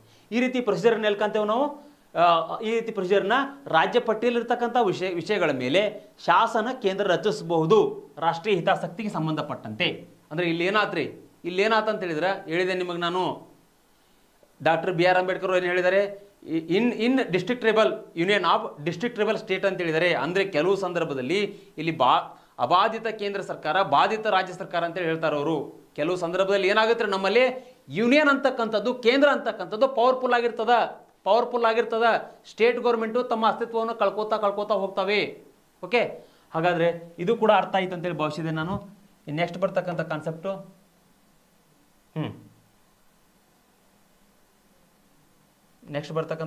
ಏನಂತ ಹೇಳಿದ್ರೆ, ಓಕೆ, ತುರ್ತು ಪರಿಸ್ಥಿತಿ ಘೋಷಣೆ ಆದಾಗ ಇಲ್ಲಿ ನೋಡ್ರಿ, ನಮ್ಮಲ್ಲಿ ಈ ಒಂದು ಎಮರ್ಜೆನ್ಸಿ ಸಿಚುವೇಶನ್ ಇದ್ದಾಗ ಅಲ್ಲಿ ಕೂಡ ಕೇಂದ್ರ ಸರ್ಕಾರ ರಾಜ್ಯ ಪಟ್ಟಿಯಲ್ಲಿ ತನ್ನ ಒಂದು ಏನಂದ್ರೆ ಅಧಿಕಾರವನ್ನು ಚಲಾಯಿಸಬಹುದು. ಎಮರ್ಜೆನ್ಸಿ ಸಿಚುವೇಶನ್ ಇದ್ದಾಗ ಏನು ಮಾಡ್ಬೋದು ಅಂತ ಹೇಳಿದ್ರೆ, ಕೇಂದ್ರ ಸರ್ಕಾರ ರಾಜ್ಯ ಪಟ್ಟಿಯ ಮೇಲೆ ತನ್ನ ಒಂದು ಏನಂತ ಹೇಳಿದ್ರೆ ಕಾಯ್ದೆ ಕಾನೂನುಗಳನ್ನ ರೂಪಿಸ್ಬೋದು, ಅಧಿಕಾರವನ್ನು ಚಲಾಯಿಸ್ಬೋದು. ಓಕೆ, ಇಲ್ಲಿ central government okay state government ಮೇಲೆ ಕಾಯ್ದೆ ಕಾನೂನುಗಳನ್ನು ರೂಪಿಸ್ಬೋದು, ಲಾ ಅನ್ನು ರೂಪಿಸ್ಬೋದು ತುರ್ತು ಪರಿಸ್ಥಿತಿ ಇದ್ದಾಗ. ಆದರೆ ಒಂದು ಅರ್ಥ ಮಾಡ್ಕೊಡ್ರಿ, ಇದು 1 ಇಯರ್ವರೆಗೂ ಮಾತ್ರ ಇರ್ತದೆ. ಆದರೆ ಇದನ್ನು 3 ಇಯರ್ವರೆಗೂ ಕೂಡ ಎಕ್ಸ್ಟೆಂಡ್ ಮಾಡ್ಬೋದು. ಆದರೆ ಇಲ್ಲಿ ಒಂದು ಅಂಶ ಏನು ಬರುತ್ತೆ ಅಂತ ಹೇಳಿದ್ರೆ 1978 ಓಕೆ 44 ಅಮೆಂಡ್ಮೆಂಟ್ ಮಾಡೋದ್ರ ಮೂಲಕ ಇಲ್ಲಿ ಏನು ಮಾಡಿದ್ರು ಅಂತ ಹೇಳಿದ್ರೆ 3 ಇಯರ್ ಇದ್ದಿದ್ದನ್ನು ಮತ್ತೆ 1 ಇಯರ್ ಇಳಿಸ್ತಾರೆ. ಹಾಗಾದ್ರೆ ಅರ್ಥ ಮಾಡ್ಕೊಡ್ರಿ, ಇಲ್ಲಿ ತುರ್ತು ಪರಿಸ್ಥಿತಿ ಜಾರಿಯಲ್ಲಿದ್ದಾಗೂ ಸಹಿತ ಏನಂತ ಹೇಳಿದ್ರೆ ಯೂನಿಯನ್ ಗೌರ್ಮೆಂಟು, ಸೆಂಟ್ರಲ್ ಗೌರ್ಮೆಂಟು ರಾಜ್ಯ ಪಟ್ಟಿಯಲ್ಲಿರ್ತಕ್ಕಂಥ ವಿಷಯಗಳ ಮೇಲೆ ಅಧಿಕಾರವನ್ನು ಚಲಾಯಿಸ್ಬೋದು. ಇದು ಕೂಡ ಕಾನ್ಸೆಪ್ಟ್ ಕ್ಲಿಯರ್ ಆಯ್ತು ಅಂತ ತಿಳ್ಕೊಂಡಿನಿ. ಅಮೆಂಡ್ಮೆಂಟ್ ಹೇಳಿದ್ದೀನಿ, ಅಮೆಂಡ್ಮೆಂಟ್ ಇಂಪಾರ್ಟೆಂಟು. ಈಗಾದರೆ ಈಗ ಎಷ್ಟದ ಅಂತ ಹೇಳಿದ್ರೆ 1 ಇಯರ್ ಅದ. ಈಗ ಮೊದಲ 3 ಇಯರ್ವರೆಗೂ ಮಾಡ್ಬೋದು ಅಂತಿತ್ತು ತುರ್ತು ಪರಿಸ್ಥಿತಿ ಜಾರಿ ಇದ್ದಾಗ. ಆದರೆ ಇವಾಗ ಮತ್ತೆ 1978 44 ಅಮೆಂಡ್ಮೆಂಟ್ ಮಾಡೋದ್ರ ಮೂಲಕವಾಗಿ 1 ಇಯರ್ ಮಾಡಿದ್ದಾರೆ. ನೆಕ್ಸ್ಟ್ ಹೋಗ್ತಾ ಇದ್ದೇನೆ ನಾನು. ರಾಜ್ಯಗಳ ಒಂದು ಆಸಕ್ತಿ ಮೇರೆಗೆ, ರಾಜ್ಯಗಳ ಒಂದು ವಿನಿಮಯ ಮೇರೆಗೆ ಅಂತೇಳಿ ಕರಿತೀವಿ ಇದನ್ನು. ಅಂದರೆ ರಾಜ್ಯಗಳು ಏನು ಮಾಡ್ಬೋದು ಅಂತ ಹೇಳಿದ್ರೆ ಕೆಲವು ಸಂದರ್ಭದಲ್ಲಿ, ಫಾರ್ ಎಕ್ಸಾಂಪಲ್ ಇಲ್ಲಿ ಕರ್ನಾಟಕ ಅದ ಅಂತ ತಿಳ್ಕೊಡ್ರಿ, ಕರ್ನಾಟಕದ ಇಲ್ಲಿ ಕೇರಳ ಅದ ಅಂತ, ಇಲ್ಲಿ ಕೇರಳ ರೀ, ಕರ್ನಾಟಕ ಕೇರಳ. ಈ ಎರಡೂ ರಾಜ್ಯಗಳು ನಮಗೇನಂತ ಹೇಳಿದ್ರೆ ನಮ್ಮ ಒಂದು ಸ್ಟೇಟ್ ಲೆಜಿಸ್ಲೇಚರ್ನಲ್ಲಿ ಕಾಯ್ದೆ ಕಾನೂನುಗಳನ್ನು ಮಾಡೋಕ್ಕಾಗೋದಿಲ್ಲ ವಿನಂತಿಯ ಮೇರೆಗೆ, ರಾಜ್ಯಗಳ ವಿನಂತಿಯ ಮೇರೆಗೆ. ಕಾಯ್ದೆ ಕಾನೂನುಗಳನ್ನ ಮಾಡೋಕ್ಕಾಗೋದಿಲ್ಲ. ಅವಾಗ ಏನು ಮಾಡ್ಬೋದು, ಇಲ್ಲಿ ಕೇಂದ್ರ ಸೆಂಟ್ರಲ್ ಗೌರ್ಮೆಂಟ್ ಏನು ಮಾಡ್ಬೋದು ಅಂತ ಹೇಳಿದ್ರೆ, ಇಲ್ಲಿ ಇವೆರಡಕ್ಕೂ ಸಂಬಂಧಪಟ್ಟಂತೆ ಕರ್ನಾಟಕಕ್ಕೂ ಪ್ಲಸ್ ಕೇರಳಕ್ಕೂ ಸಂಬಂಧಪಟ್ಟಂತೆ ಓಕೆ ಕಾಯ್ದೆ ಕಾನೂನುಗಳನ್ನ ರೂಪಿಸ್ಬೋದು, ಲಾ ಮಾಡ್ಬೋದು. ಯಾಕಂತ ಹೇಳಿದ್ರೆ ರಿಕ್ವೆಸ್ಟ್ ಮಾಡ್ಕೊಂಡಿರ್ತಾರೆ ಅವರು, ಕರ್ನಾಟಕನ ರಿಕ್ವೆಸ್ಟ್ ಮಾಡ್ಕೊಂಡಿರ್ತದೆ, ಈ ಕಡೆ ಕೇರಳನ ರಿಕ್ವೆಸ್ಟ್ ಮಾಡ್ಕೊಂಡಿರ್ತದೆ ಕಾಯ್ದೆ ಕಾನೂನುಗಳನ್ನ ರೂಪಿಸ್ರಿ ಅಂತೇಳಿ. ಹಾಗಿದ್ದಾಗ ಇಲ್ಲಿ ಕಾಯ್ದೆ ಕಾನೂನುಗಳನ್ನ ಮಾಡ್ಬೋದು, ಕಾಯ್ದೆ ಕಾನೂನುಗಳನ್ನ ನಾವು ಮಾಡ್ಬೋದು. ಓಕೆ, ಹಾಗಾದರೆ ಇಲ್ಲಿ ಕಾಯ್ದೆ ಕಾನೂನುಗಳನ್ನ ಮಾಡ್ಬೋದು ಅಂದ ತಕ್ಷಣ ಯಾವ ರೀತಿ ಮಾಡ್ಬೋದು ಅಂತ ಹೇಳಿದ್ರೆ, ಇಲ್ಲಿ ಒಂದು ಅರ್ಥ ಮಾಡ್ಕೊಳ್ರಿ, ಇಲ್ಲಿ ಸೆಂಟ್ರಲ್ ಗೌರ್ಮೆಂಟ್ ಅದ, ಇಲ್ಲಿಯೂ ಕೂಡ ಯಾವುದೇ ರೀತಿಯಾಗಿರ್ತಕ್ಕಂಥ ಸಮಸ್ಯೆ ಉದ್ಭವ ಆಗೋದಿಲ್ಲ. ಯಾಕಂತ ಹೇಳಿದ್ರೆ ರಾಜ್ಯಗಳೇ ಏನು ಮಾಡಿರ್ತವೆ, ರಿಕ್ವೆಸ್ಟ್ ಮಾಡ್ಕೊಂಡಿರ್ತವೆ ಸೆಂಟ್ರಲ್ ಗೌರ್ಮೆಂಟ್ಗೆ ಕಾಯ್ದೆ ಕಾನೂನುಗಳನ್ನ ಮಾಡ್ರಿ ಅಂತೇಳಿ. ಹೀಗಿದ್ದಾಗ ಇಲ್ಲಿ ರಿಕ್ವೆಸ್ಟ್ ಮಾಡ್ಕೊಂಡಿದ್ದಾಗ ಯಾವುದೇ ರೀತಿ ಡಿಸ್ಟ್ರಿಬ್ಯೂಟ್ ಆಗೋದಿಲ್ಲ, ಅಂದರೆ ಇಲ್ಲಿ ಏನಾಗುತ್ತೆ, ಕಾನ್ಫ್ಲಿಕ್ಟ್ ಆಗೋದಿಲ್ಲ, ಸಂಘರ್ಷ ಆಗೋದಿಲ್ಲ. ಓಕೆ, ಇಲ್ಲಿ ಕೂಡ ಏನಾಗುತ್ತೆ ಅಂದರೆ ಕೆಲವು ಸಂದರ್ಭದಲ್ಲಿ ಸೆಂಟ್ರಲ್ ಗೌರ್ಮೆಂಟು ಡಾಮಿನೆಂಟ್ ಆಗ್ತದೆ.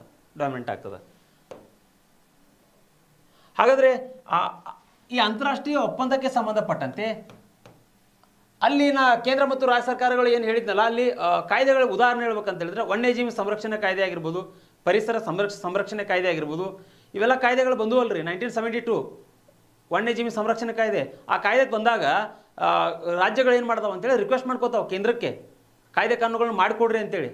ಆ ಉದ್ದೇಶಕ್ಕೋಸ್ಕರ ಆ ಕಾಯ್ದೆ ಕಾನೂನುಗಳು ಬಂದವು. ಹಾಗಾದರೆ ಅಂತಾರಾಷ್ಟ್ರೀಯ ಒಪ್ಪಂದ ಇಂಟರ್ನ್ಯಾಷನಲ್ ಟ್ರೆಟಿ ಅಂತೇಳಿ ಕರಿತೀವಿ ಇದನ್ನು ನಾವು.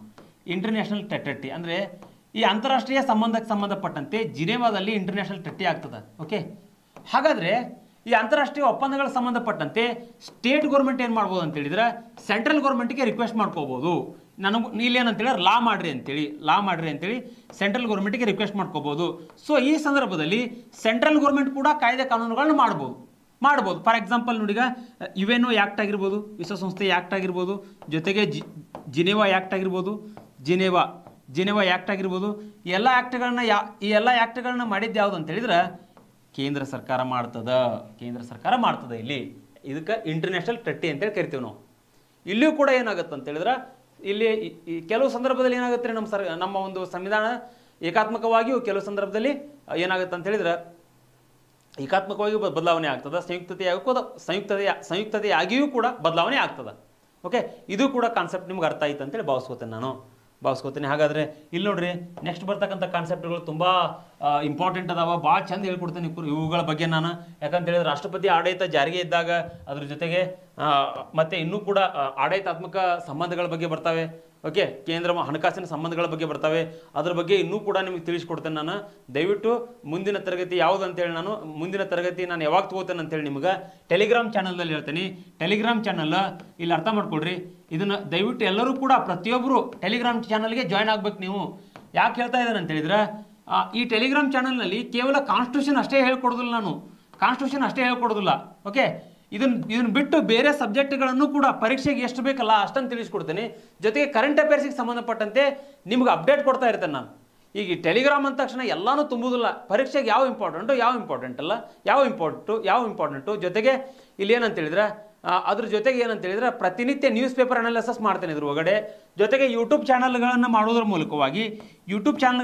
ಮೂಲಕವಾಗಿ ಈ ಟೆಲಿಗ್ರಾಮ್ಗೆ ಲಿಂಕನ್ನು ಕಳಿಸ್ಕೊಡ್ತೀವಿ ನಾವು. ಎಕ್ಸ್ಪರ್ಟ್ಸ್ಗಳನ್ನ ತೊಗೊಂಬಂದು ಕೆಲವೊಂದಿಷ್ಟು ಎಕ್ಸ್ಪರ್ಟ್ಸ್ಗಳನ್ನು ಕರ್ಕೊಂಬಂದು ಇಲ್ಲೇನು ಮಾಡ್ತೇನೆ, ಈ ವಿಷಯಕ್ಕೆ ಸಂಬಂಧಪಟ್ಟಂತೆ ಅನಾಲಿಸಿಸ್ ಮಾಡಿ ಯಾವ ಸಬ್ಜೆಕ್ಟಿಗೆ ಎಷ್ಟೆಷ್ಟು ಬೇಕಂತೇಳಿ ತಿಳಿಸ್ಕೊಡ್ತೇನೆ ನಿಮಗೆ ನಾನು. ಹಾಗಾದರೆ ಈ ಟೆಲಿಗ್ರಾಮ್ ಚಾನಲ್ಗೆ ಎಲ್ಲರೂ ಕೂಡ ಜಾಯ್ನ್ ಆಗ್ರಿ. ಓಕೆ, ಹಾಗಾದರೆ ಮೊಬೈಲ್ ನಂಬರು ಇಲ್ಲೇ ಅದ. ಓಕೆ, ಈ ಮೊಬೈಲ್ ನಂಬರನ್ನು ಏನಾದರೂ ಇಲ್ಲಿ ನಿಮ್ಗೆ ಅರ್ಥ ಆಗಲಿಲ್ಲ, ಕಾನ್ಸೆಪ್ಟ್ ತಿಳ್ಕೊಳ್ಳಿಲ್ಲ ಅಂತ ಹೇಳಿದ್ರೆ ಪಾಪ ಎಷ್ಟೋ ಜನ ಕಾಲ್ ಮಾಡಕತ್ತಾರೆ, ಸರ್ ನಮ್ಗೆ ಇನ್ನೊಂದ್ಸಲ ತಿಳಿಸಿ ಹೇಳ್ರಿ, ಹಂಗೆ ಅರ್ಥ ಆಗಲಿಲ್ಲ ಪಾಪ ರಾತ್ರಿ 1 ಗಂಟೆ ಆದರೂ ಸಹಿತ ನಾ ಕಾಲ್ ರಿಸೀವ್ ಮಾಡ್ತಾ ಇರ್ತೇನೆ.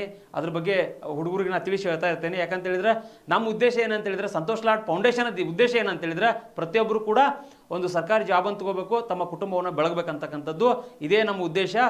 ಇದೇ ಕೂಡ ನಮ್ಮ ಒಂದು ಯಜಮಾನರ ಉದ್ದೇಶ ಇದೇ ಆಗಿದೆ. ಆ ಉದ್ದೇಶಕ್ಕೋಸ್ಕರ ಎಲ್ಲರೂ ಕೂಡ ಈ ಒಂದು ತರಗತಿಯನ್ನು ವೀಕ್ಷಿಸಿದ್ದಕ್ಕೆ ಎಲ್ಲರೂ ಕೂಡ ಧನ್ಯವಾದಗಳು.